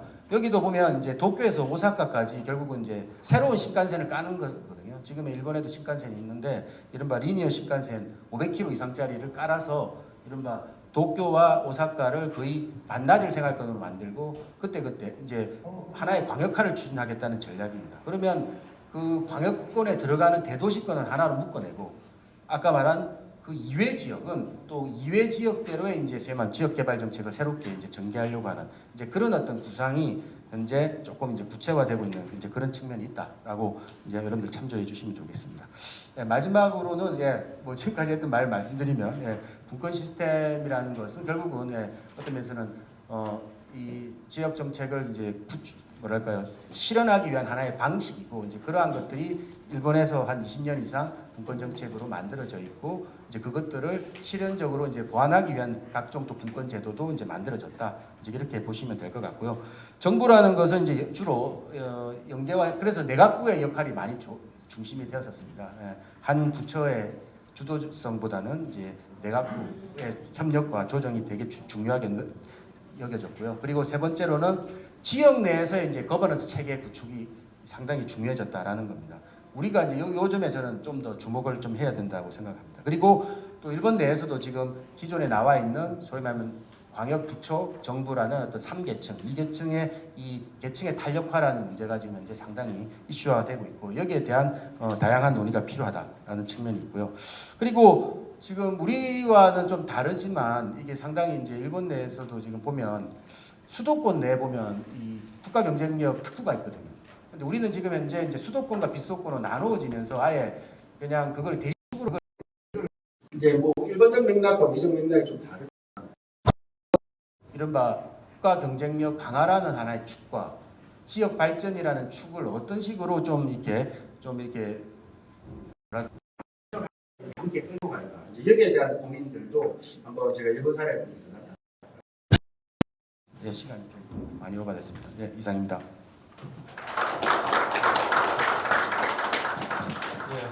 하동영 교수님 발제 감사드립니다. 사실 우리 좀 시간의 제한상 발표 시간을 많이 못 드려서 정말 죄송하고요. 아마 하시고 싶은 말씀은 많이 있으리라 생각하는데 이어서 뭐 토론 시간에 좀 말씀을 해주시면 감사하겠습니다. 일본의 사례는 예를 들어서 분권 계획의 추진 경과를 쭉 설명을 좀 해주시고 또 세부적인 내용으로서는 뭐 연계 협약 제도도 설명해 주셨고요. 그리고 또 일본에서 지금 뭐 중점적으로 뭐 시행하고 있는 지방 창생 전략 이 부분도 1기, 2기로 나누어서 설명을 해주셨습니다. 그리고 또 우리나라 지금 뭐 현대 지금 뭐 진행되고 있는 사안과 유사하게 뭐 슈퍼 메가리전에 관한 부분도 설명을 해주시고요. 이런 것들 다 종합해서 우리나라에 도입 가능한 또 시사점을 한 5가지 정도로 도출하고 있습니다. 제가 이게 일본의 분권개혁 추진경과를 발표를 쭉 들으면서 보니까 제 1차 분권개혁이 가장 중요했다 이렇게 보는데요. 거기에 보면 중앙과 지방과의 관계를 좀 변화시켰다고 하는데 우리나라도 얼마 전에 지방자치법전부 개정하면서 국가, 중앙정부하고 지방자치단체 관계를 지도 감독의 관계, 즉 후견적 관계에서 협력관계로 이게 바뀌었거든요. 그래서 지방자치법 보면 지금 현행 지방자치법은 10장인, 9장인가 10장에 보면 그게 협력관계 이렇게 바뀐 거예요. 그래서 그런 거 보면 우리나라도 국가와 또 중앙정부와 지방자치단체의 관계를 지도 감독의 관계가 아니고 사고 협력의 관계도 이렇게 바뀌었다는 걸 좀 알 수 있을 것 같고요. 그다음 일본의 이 지방 분권의 처음 시초에서 중요했던 것이 기관인 사무를 폐지하는 것이었거든요. 기관인 사무를 폐지하고 세 개의 사무로 이렇게 구분했습니다. 예를 들어 원래 두 개의 사무를 구분하려고 하다가 도저히 그렇게 할 수가 없어서 국가 사무, 기관 사무, 기관 위임 사무 중에서 국가가 직접 처리해야 될 것은 국가 사무로 보내고 또 자치 사무를 할 거는 자치 사무로 보내는데 그 중간에 사무를 법정 수탁 사무라고 하는 새로운 사무를 창설해서 세 개의 사무로 구분하고 있는데 이런 부분은 우리가 이런 작업을 하면 또 기관인 사무를 폐지하고 새로운 사무를 도입하면서 저희들은 법정 수임 사무라고 하는 이름으로 한번 시도를 했고 법안도 발의가 된 적도 있었다 이렇게 말씀을 드릴 수 있을 것 같습니다. 자, 이어서 토론에 들어가겠습니다. 네 분의 전문가 또 실무가 분들을 모셨습니다. 이 프로그램 순서에 따라서 제가 토론을 들어보도록 하겠습니다. 먼저 여중협행정안전부 자치분권국장님의 토론을 들어보도록 하겠습니다. 네, 그 앞에서 세 분 발표 잘 들었습니다. 사실은 그 한 국가도 뭐 거의 하루 종일 이렇게 얘기해도 충분치 못할 정도로 그런 내용을 너무 좀 숨가쁘게 발표하시다 보니까 좀 아쉬운 점이 있습니다. 요 책자에도 담겨 있고 해서 좀 충분치 않은 부분은 또 나중에 또 이렇게 조언을 구하는 것으로 하고요. 그 제가 이제 신문을 맡고 있는 입장에서 봤을 때 이 지방자치와 이제 분권의 문제는 원심력과 이제 구심력의 문제가 아닐까. 원심력이라고 하는 거는 이제 분권, 이렇게 바깥으로 나가려고 하는 좀 자율성이 강조되는 거고, 구심력은 어떤 국가적인 뭐 정합성이랄지 통합성을 이제 지향하는 그 사이에서 뭔가 좀 이제 절충점을 찾고 이게 좀 제도적으로 이렇게 발전해 오지 않았나 싶습니다. 사실 저희 우리나라 지방자치제도가 아직 30년이 안 된 아주 젊은 나이에 속하고 또 최근에도 우리 그 최 회장님 말씀하셨지만 지방자치법 전면 개정으로 그 이렇게 많은 제도들이 법상 그 들어와 있습니다. 그래서 특별지방자치단체 같은 경우도 지금 논의는 많이 되고 있지만 아직까지는 이렇게 실행은 안 되고 있는 그 상황입니다. 그래서 이런 상황에서 우리 그 독일과 프랑스, 그 일본 사례가 주는 시사점은 그 크다고 하겠고요. 특히 이제 일본 같은 경우는 저희가 많이 그 벤치마킹을 하고 있습니다. 그래서 시정촌 합병이나 3.1체 개혁, 그다음에 그런 중앙지방협력회의도 최근에 그 제도로서 도입하고 있고 또 고향사랑 기부금제도 마찬가지고 연계협약 제도도 저희들은 이제 공공협약이라는 이름으로 해서 지금 지방자치법 개정안을 그 정부 입법으로 국회에 제출 예정입니다. 그래서 이게 그 이런 그 제도가 들어오긴 하지만 이게 이제 우리가 기존에 가지고 있던 문화에 의해서 좀 왜곡되거나 이제 변형되는 경우도 있고 또 제도가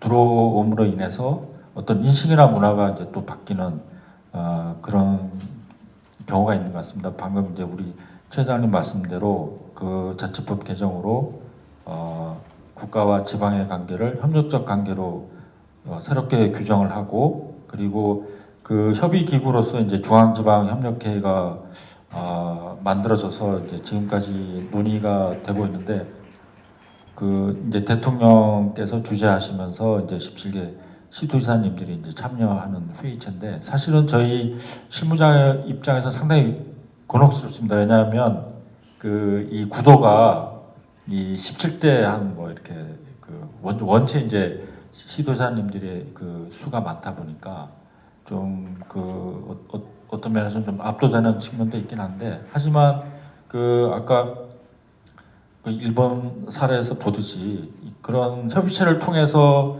지금 자치단체에서 이렇게 그 원하고 있는 거를 그 이렇게 좀 본격적으로 다루고 또 거기에 대한 개선 방안을 고민할 수 있다는 점에서 좋은 우리 그 협의체가 이제 생겼다고 보고요.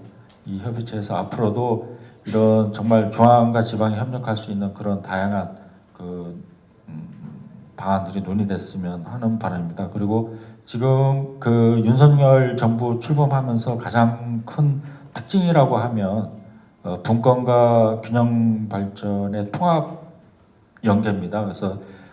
그래서 이제 기존의 자치분권위원회와 균형발전위원회가 통합된 지방시대위원회가 이제 출범된 거고, 그 내용상으로 봤을 때도 일본 사례의 연계협약제도와 연계 중추권 이런 그 사례처럼 분권 이 자치제도하고 균형발전 사업 간에 유기적으로 이렇게 연계돼서 이렇게 발전할 수 있는 방안들을 앞으로 좀 많이 발굴하고 발전시키는 게 저희들의 숙제가 아닐까 싶습니다. 네, 제 의견은 이상으로 마치겠습니다. 네, 고맙습니다. 여중협 국장님 토론 감사드립니다.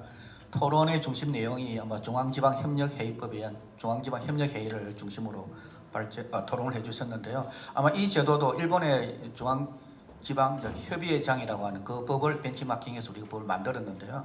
사실 저는 우리나라가 더 선진적이다 이렇게 생각을 합니다. 이 법에 있어서는. 왜냐하면 일본은 수상이 참석을 하지 않아요. 우리는 대통령이 의장이거든요. 그런 면에서는 우리가 훨씬 더 선진적이다. 대통령께 직접 건의도 할 수 있고. 그러나 일본 같은 경우는 수상이 참석하지 않으니까 수상한테 원탑에 가려면 우회해서 가야 되는 그런 경우가 있기 때문에 오히려 우리가 선진적인 제도를 가지고 있지 않나 이렇게 나름대로 좀 생각을 좀 해봅니다. 자, 이어서 이형석 행정안전부 균형발전제도 과장님의 토론을 들어보도록 하겠습니다. 예, 저는 그 균형발전제도 과정이다 보니까 균형발전 쪽으로 조금 말씀드릴 수밖에 없을 것 같은데요. 그 아까 세 분 발제자는 잘 들었고, 특히 일본 사례 같은 경우는 저희들 좀 가깝게 지리제도 가깝지만 사실 또 조금 더 우리보다 앞서가는 지금 이제 뭐 지방 소멸이라든지 균형발전 이런 부분도 좀 앞서가는 면에서 좀 도움이 많이 된 것 같습니다. 오늘 그 주제가 국가와 지방자치단체가 함께하는 지방시대, 뭐 지방시대 때문에 이제 이렇게 하는 것 같은데요. 남들 생각해 보면 국가와 지방자치단체가 함께 되는데 지방자치단체와 국가가 함께하는 게 좀 나았을 것 같은데 지방을 좀 앞세웠으면 좋겠다는 생각이 들고요. 그 지방시대를 보니까 지금 우리 행안부도 그렇지만 자치분권하고 지금 이제 균형발전 얘기를 자꾸 이렇게 많이 하거든요. 이게 두 개를 또 분권위하고 지금 또 균형위를 통합해가지고 지방시대위원회 이렇게 얘기를 많이 이렇게 하고 뭐 요즘 또 그런 얘기를 많이 하시는데, 저는 개인적으로 용어를 이렇게 보면 제가 균형발전 제도과정 균형발전을 최근 현장의 균형발전을 하면서 느낀 점은 지방시대를 하려면 아까 지방자치단 또는 지방정부대가 됐던 어떤 지방에서 자기의 권한과 책임을 가지고 좀 말은 거칩니다만 좀 잘 먹고 잘 살자, 그냥 어떻게 권한과 책임만 가지는 건 아닌 것 같고요. 결국은 잘 먹고 잘 사는 게 중요한 것 같아요. 그러니까 앞에 그 권한과 책임을 가지는 부분은 아마 또 지방분권이나 제가 자치분권 쪽에 좀 가깝고, 잘 먹고 잘 살자 이 말은 균형발전 좀 아닌 것 같아요. 제가 보니까 아니고 원래는 지역발전인 것 같아요. 지역발전. 저는 그게 지역발전이죠. 그게 자기 스스로의 책임 가지고 지역을 발전을 스스로 시키는 거죠. 지역을 발전 이제 관에서 하고 민에서 하고 어떻게 지역 발전을 시키는 게 맞는데, 지금은 지역 발전이라는 말은 옛날에 지역 발전 행안부에서 좀 쓰고 했었는데 지금 거의 뭐 균형 발전하고 갑자기 요즘은 저도 쓰기 싫은 용어입니다만 이렇게 지방 소멸이라는 용어가 나와가지고 더 곤욕스러운데요. 뭐 균형 발전은 조금 불균형을 좀 균형시키겠다 이런 말인데, 지방 소멸은 완전히 뭐 이건 좀 너무 좀 과격한 말이거든요. 근데 그걸 사실 걱정해야 되는 시대가 된 것 같아요. 근데 이게 보면 거의 당초에 지방 시대가 지방 분권이나 자치 분권과 지역 발전이라 하면 저는 좀 다 이렇게 용어가 맞을 것 같아요. 맞는데 그만 이렇게 지역 스스로 하는 게 맞는 것 같은데 하여튼 균형 발전 지방 소멸 상황에서는 조금 다른 접근 방법이 필요하지 않느냐 저는 이런 생각이 좀 들고요. 이제 균형 발전 상황을 보면 지금 국가 총인구는 20년부터 줄어요 사실은. 20년부터 줄고 학교 출산율은 22년도 0.78인가? 그러니까 앞으로 되게 암울합니다 솔직히 현재로서는. 학교 출산율 금방 이거는 단기간에 벌어지는 문제가 아니거든요. 그러니까 그런 국가 총기는 훨씬 줄어요 지금. 많이 주는 상태에서 수도권 인구 집중은 어떠냐면 지금 11% 면적 불과하지만 인구는 50.5%거든요 지금 이제. 그러니까 일본이나 이런 나라보다 이만큼 이게 심한데요. 잘 없어요 사실은. 그러니까 그러면 지방이 이제 수도권에 그렇게 집중이 되니까 지방은 어떻게 되냐? 엄청나게 하면 총인구가 주는데 수도권은 더 가속화되는데 그럼 지방은 더 이렇게 힘든 거죠 사실은. 이런 상황 하에서 우리가 지방 아까 자치 분권과 균형 발전을 어떻게 조화시킬 것인가. 아까 저는 지역 발전이라 그러면 쉬울 것 같아요. 그냥 지방한테 맡기면 될 것 같아요. 지역 발전은 스스로 아까 살만 하면 되니까. 근데 아까 이런 여건 자체가 너무 어렵다는 거죠. 수도권으로 지금 빨리 들어간다는 거죠. 그러면 지방에서 그러면 지방에서 스스로 권한을 가지고 권한은 준다 하더라도 먹고 살 수 있냐 이거죠. 너무나 힘들다는 거죠. 그게 자치가 그러면 지방 시대가 올 수 있느냐? 그러면 뭔가 좀 특단의 대책이 좀 필요하다고 보여지고 그게 지금 소멸대응기금을 저희들이 줍니다. 1조를 줍니다. 주면 탑다운 방식이 아니고 바텀업 방식 그거는 필연입니다. 왜냐하면 지역의 문제이기 때문에 지역의 주민이 떠납니다 지금 이제. 그래가지고 지역에 줬는데 그까지는 다 좋은데 지방에서는 어떤 얘기냐면 그냥 나눠달라는 거거든요. 나눠달라. 그리고 사업을 보면 10개씩 쪼갭니다. 작게 쪼개가지고 그 제가 시장군수님 입장에서 생각해봤어요. 소멸대응기금 1조를 줘가지고 받아가지고 시군별로 쪼개는 게 시장군수님의 합리적인 선택입니다. 왜냐하면 지역마다 선거구가 있거든. 10개의 면이 있으면 10개별로 이렇게 인구수에 따라서 쪼개는 게 가장 합리적인 선택일 것 같아요.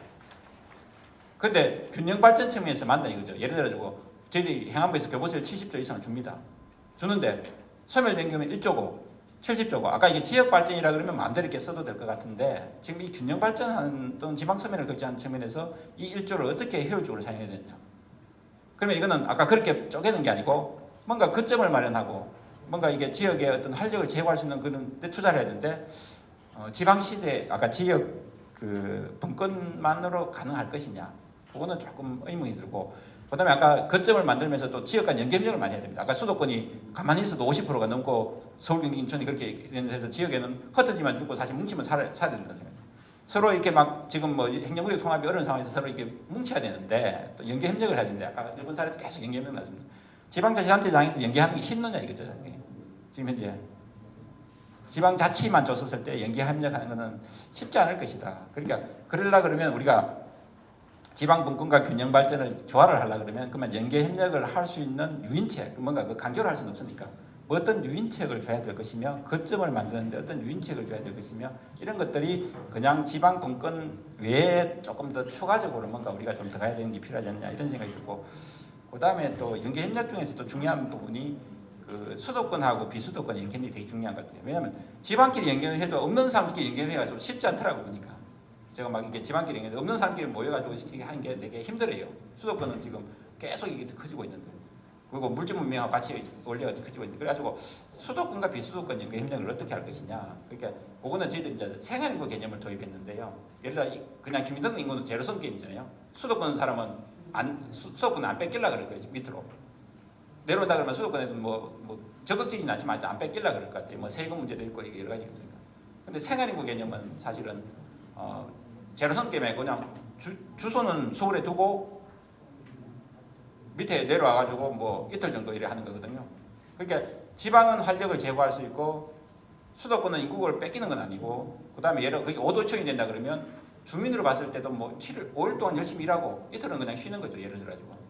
그러면 오히려 5일 동안 더 열심히 일할 수 있는 거죠. 예를 들어가지고. 그러면 크게 이게 제로섬 게임은 아니다. 그러면 생활인구를 그럼 어떻게 활용할 것이냐. 수도권에 있는 사람을 지금 학교 출산이 되게 낮은 것도 지금 비혼 뭐 미혼 문제도 다 이렇게 경쟁에 내몰려 가지고 지금 현재 수도권에서 너무나 이렇게 과도한 경쟁이나 또는 혼잡도 이런 것 때문에 안 된다고 하는데 그럼 어떻게 이게 이틀이라도 3일이라도 어떻게 이게 사람을 내려오게 해가지고 여유로운 마음 가지고 또 수도권 가가지고 또 열심히 일할 것이냐. 그러니까 그 생활인구를 활성화할 수 있는 유인책이 뭔가 이런 거에 대해서 조금 고민이 좀 됐으면 좋겠다는 이런 생각이 들고 그다음에 마지막으로 이제 생활권 연계 협력인데요. 제가 그 89개 인구 감소 지역을 전국적으로 면적을 보면 59%입니다. 59%. 인구는 9%밖에 안 되지만. 근데 이게 아이러니하게 서울 경기도 같은 경우는 생활권 연계이 되게 잘 되어 있습니다. 서울 경계가 없어요, 사실은. 서울 과천 뭐 구리 뭐 이렇게 뭐 서울 뭐 통합이 경계가 없어요, 사실은. 그러니까 그거는 뭐 되게 이렇게 잘 되고 있는데 이제 지방으로 좀 너무 뚜렷하되겠죠, 이 경계가. 그러면 그렇다고 해서 행인구역 통합 얘기도 많이 하고 있지만 그것도 쉽지는 않은 것 같아요. 그게 단기로 쉽지 않은. 그러면 이게 오히려 이 행정구역이 주민들로 하여금 더 불편한 거죠, 사실은. 지금 상당히 불편하다는 거죠. 뭐 예를 들어 뭐 세금도 내고 그러지만 나중에 뭐 이용하는 행정시설 이용가 되게 불편합니다. 그러니까 근데 이 경계를 그대로 둔 상태에서 아까 통합하기 상당히 어려우니까 그만 이걸 어떻게 불편함을 없애면서 이용을 연계 협력을 잘 해가지고 어떻게 이용을 그냥 이렇게 왜냐면 주민한테 불편을 안 주게 그래야지만 지방이 내려올 수 있는 요인이 잘 하니까 그러니까 그런 생활과 연계 협력을 어떻게 제도적으로 잘 이렇게 설계할 수 있는지 그런 방안에 대해서 조금 더 연구하겠습니다.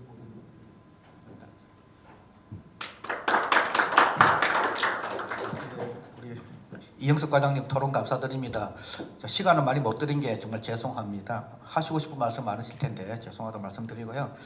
그 토론 중에 제일 모두의 우리 오늘 세미나 주제 국가보다는 지방자치단은 좀 아쉬우면 좋겠다 그 말씀이 상당히 많이 와닿습니다. 그리고 우리 앞에 발표나 토론에서 전부 다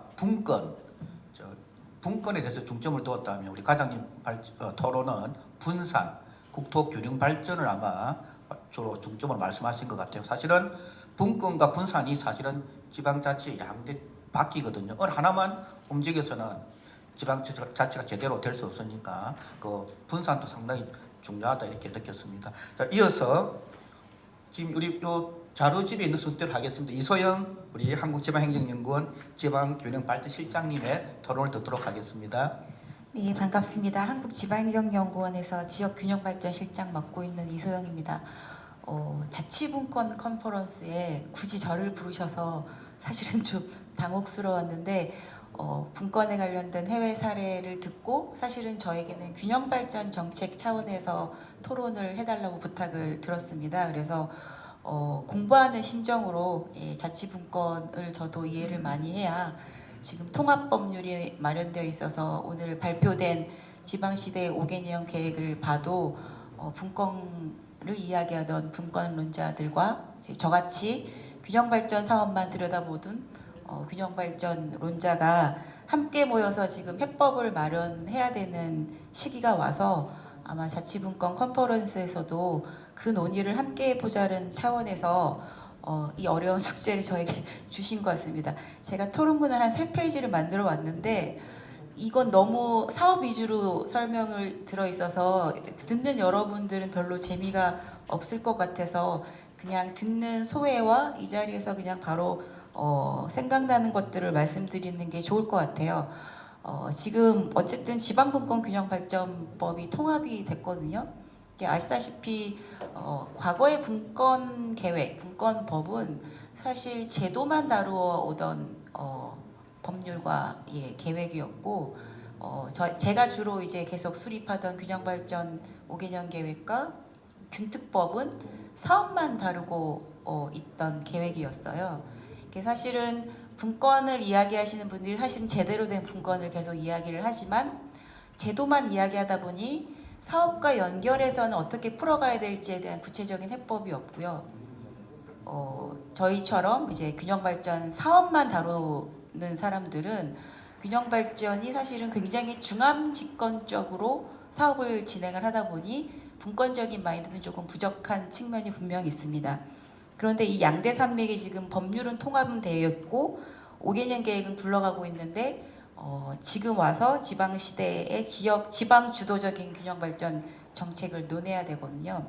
그래서 해외 사례를 보면서 이제 균형발전 정책의 함의가 무엇일까라는 것들을 고민을 해도 사실은 제 입장에서는 사업을 놓고 풀어갈 수밖에 없지 않느냐라고 해답을 드릴 수밖에 없습니다. 그러니까 왜냐하면 한국지방행정연구원이 반가운 안영훈 교수님 여기 계신 것 같은데 저희가 행정실이 있고 재정실이 있고 저희 균형발전실이 있어요. 그러니까 이제 지방행정연구원에서는 사실 자연스럽게 균형발전 정책을 논하면서도 분권적인 해법을 행재정과 같이 논의하는 구조가 저희 연구원 안에 있거든요.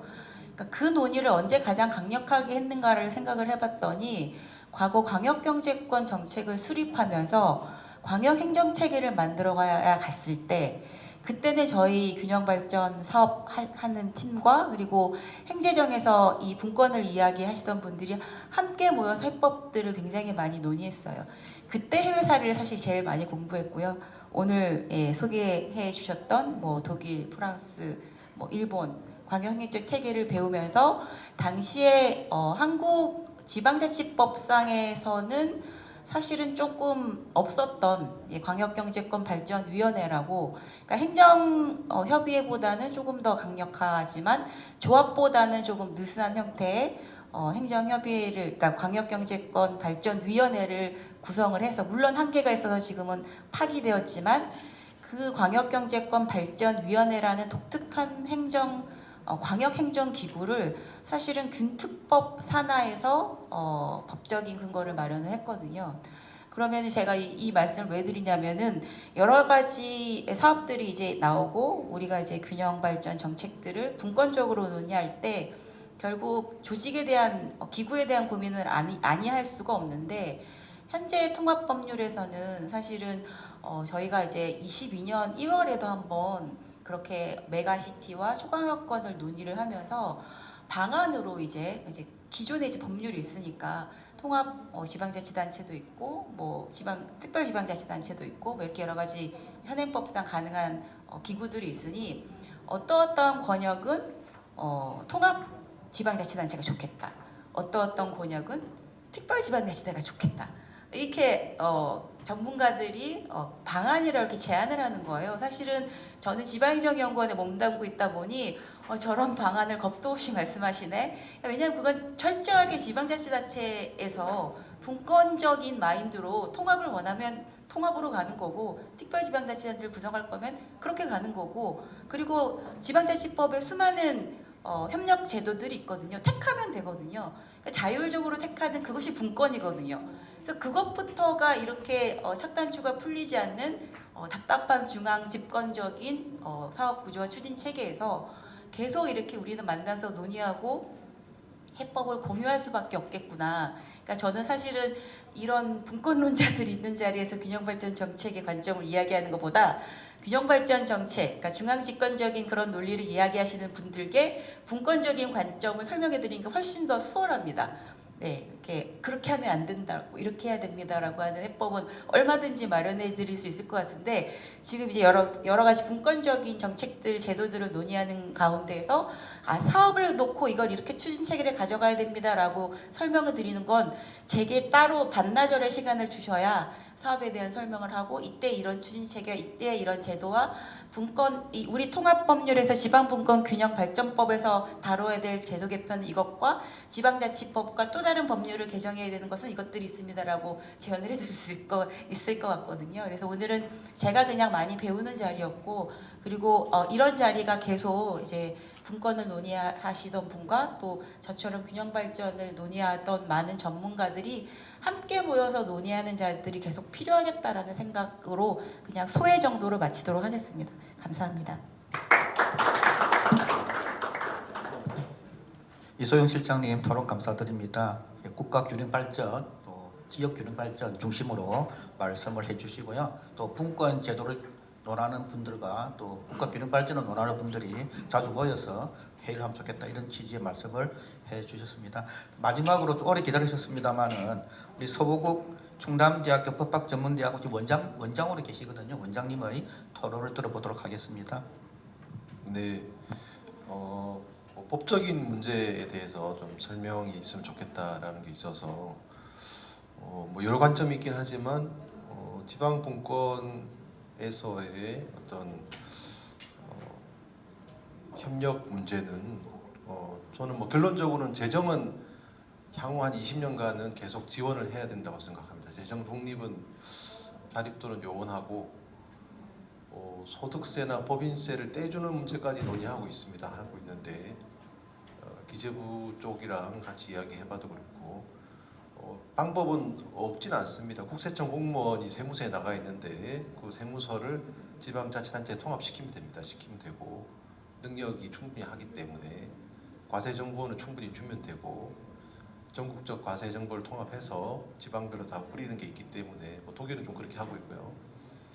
근데 그렇게 해도 일단 세원이 없기 때문에 문제가 있죠. 세원은 다 지금 벌써 수도권은 다 몰려갔기 때문에 20년 이상은 줘야 되는 문제가 있고, 다른 문제는 법률적인 문제로 권한을 주는 문제인데 사무 구분 문제가 제일 심각한 것 같습니다. 지금 도전이 아까 말씀 나왔듯이 제주특별자치도에서 국토부랑 해안부 자치분권과에 내년에 이제 법률안을 만들어서 던진다고 했습니다. 근데 이제 행안부랑 국토부에서는 분명히 곤란하다고 할 거고 오지사께서 이제 어떻게 밀어붙일지 모르겠는데 거기는 국가 사무라고 정하지 않으면 다 지방 사무로 보겠다는 거거든요. 법률에 지금 설명이 없지 않냐고. 알아서 하겠다는 거죠. 더 이상의 규제가 없으면 그냥 나머지 규제는 우리가 알아서 하겠다고 덮어주든 규제를 하든 국가 사무를 명확히 하라는 거죠. 이거는 국가 전체 사무이기 때문에 조례를 할 수 없다라고 설명을 해주라는 건데 지금 규정 자체가 그렇게 안 돼 있기 때문에 아마 준비가 안 됐다고 해서 거절을 할 거고 그 논의를 계속 해야 될 것 같습니다. 그래서 그렇다면 법률에서 시행령에 위임을 할 때 시행령으로 갈 건지 조례로 갈 건지도 미리 정해야 되고 법률에서 중요한 걸 정해주고 나머지는 도별로 자치별로 알아서 하라고 조례로 던질 수도 있는 거고 그게 아니라면 조금 더 구체화시킨 다음에 시행령에서 다시 구체화시키고 다시 거기서 조례를 다시 주든지 뭐 어떤 국가 사무는 이런 것이다라고 명확하게 표시를 해줘야 되는데 그게 없는 상황에서 제가 볼 때 네거티브 규제는 지금 강원도랑 전북이 이제 다시 합류를 할 거기 때문에 아마 세 개 도가 연합해서 이제 나서기 시작하면 좀 골치 아파질 것 같습니다. 그래서 아마 10년 내에 생길 문제고 그 외에 뭐 다른 교육 문제도 사실은 심각한데 제가 교육부랑도 이야기 좀 하고 있는데 제가 던진 방안은 수능 모집단을 다 나누자는 거죠.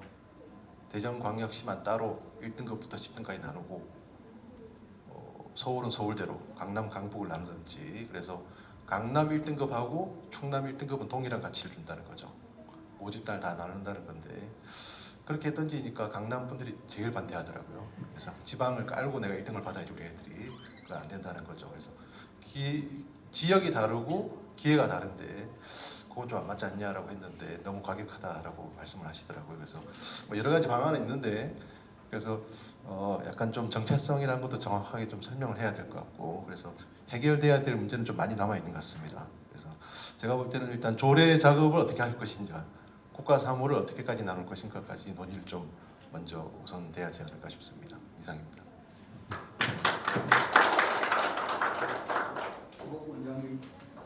토론 감사합니다. 사실은 우리 서부 교수님은 독일에서 재정법, 조세법을 전공하셔서 박사를 받으셨거든요. 그래서 토론 서두에 아마 재정일 중심으로 토론을 해주셨고요. 아까 뭐 제주특별자치도, 뭐 강원특별자치도 다 네거티브 방식, 그 부분이 이제 앞으로 화두가 될 것이다 이런 말씀까지 해주셨습니다. 지금 시간이 원래 저희들이 예정된 시간 한 10분 정도 초과를 했거든요. 그래서 제가 우리 담당 사무관님 한번 여쭤보고 혹시 플로어에서 또 우리 이 주제에 대해서 뭐 관심이라든가 질문거리가 있으면 한두 분 좀 받아보려고 하는데 괜찮겠습니까? 예. 그럼 혹시 플로어에서 우리 발제든 토론이든 듣고 한번 질문이나 의견을 좀 표명하실 분 계시면 좀 손을 좀 들어주시면 들어보도록 하겠습니다. 예.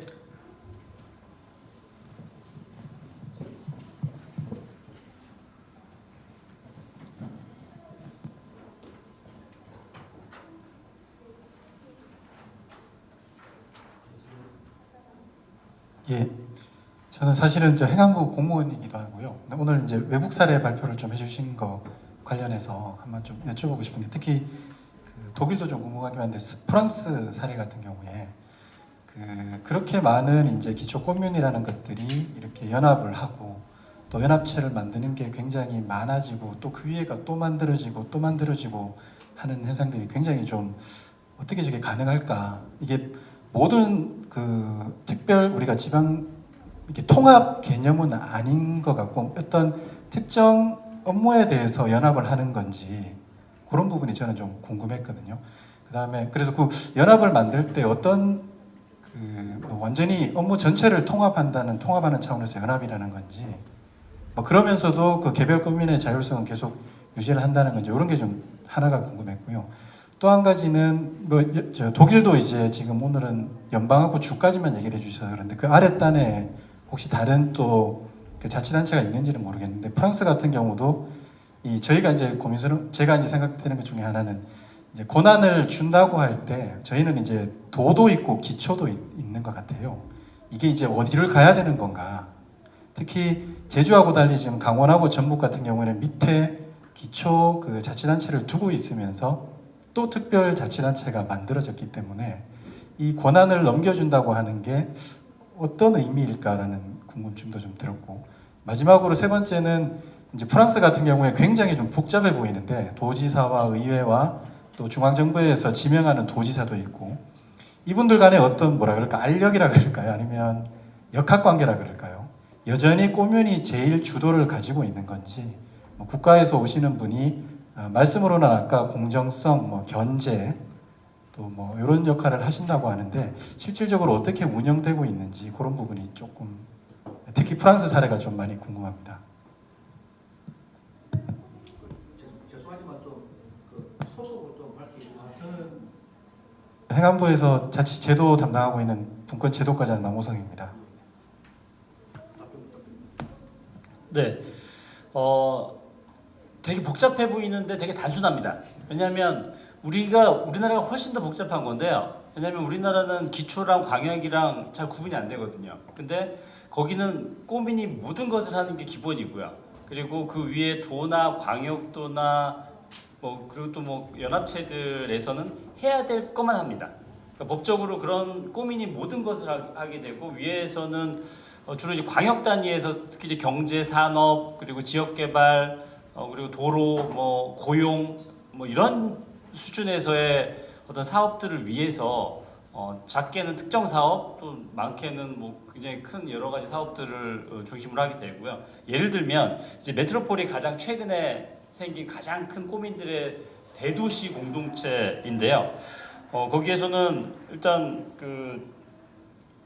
이 꼬민 공동체들 약 40만 명 이상이 기준이 돼야 되고 그리고 그 꼬민 공동체에서 자체 재원을 할 수 있는 세원이 있어야 되고요. 그런 조건하에 만들 수 있고 그리고 그 해당 지역에서 고용 인구가 40만 명 이상이어야 됩니다. 즉 그런 이제 고용 인구나 인구를 기준으로 하는 것은 그 광역 단위의 개발 사업이나 뭐 여러 가지 사업들을 염두에 두고서 그것만 할 수 있는 역할을 하는 거고 나머지에 있어서는 다 꼬민 중심으로 간다라는 거. 뭐 그래서 오히려 복잡한 것 같지만 되게 심플하게 운영이 되고요. 그 꼬민 공동체들의 법적인 권한과 그 역할 기능들은 조금 복잡합니다. 그게 복잡하죠. 그거는 세밀하게 법적으로 규정이 되어 있어서 오히려 그것만 할 수 있다라는 점에서는 또 나중에 복잡해 보이지만 또 어떻게 보면 심플한 그걸로 보여질 수가 있습니다. 그리고 뭐 앞서 말씀드린 것처럼 4개 꼬민 빼고 나머지 다 지금 연합체로 소속돼 있기 때문에 아주 네 그렇게 복잡하지만 단순하다 이렇게 결론적으로 말씀드릴 수 있겠습니다. 답변이 충분되셨습니까? 예. 또 다른 분 안 계시면 발표 토론을 이렇게 마치도록 하겠습니다. 다른 분 안 계시죠? 예.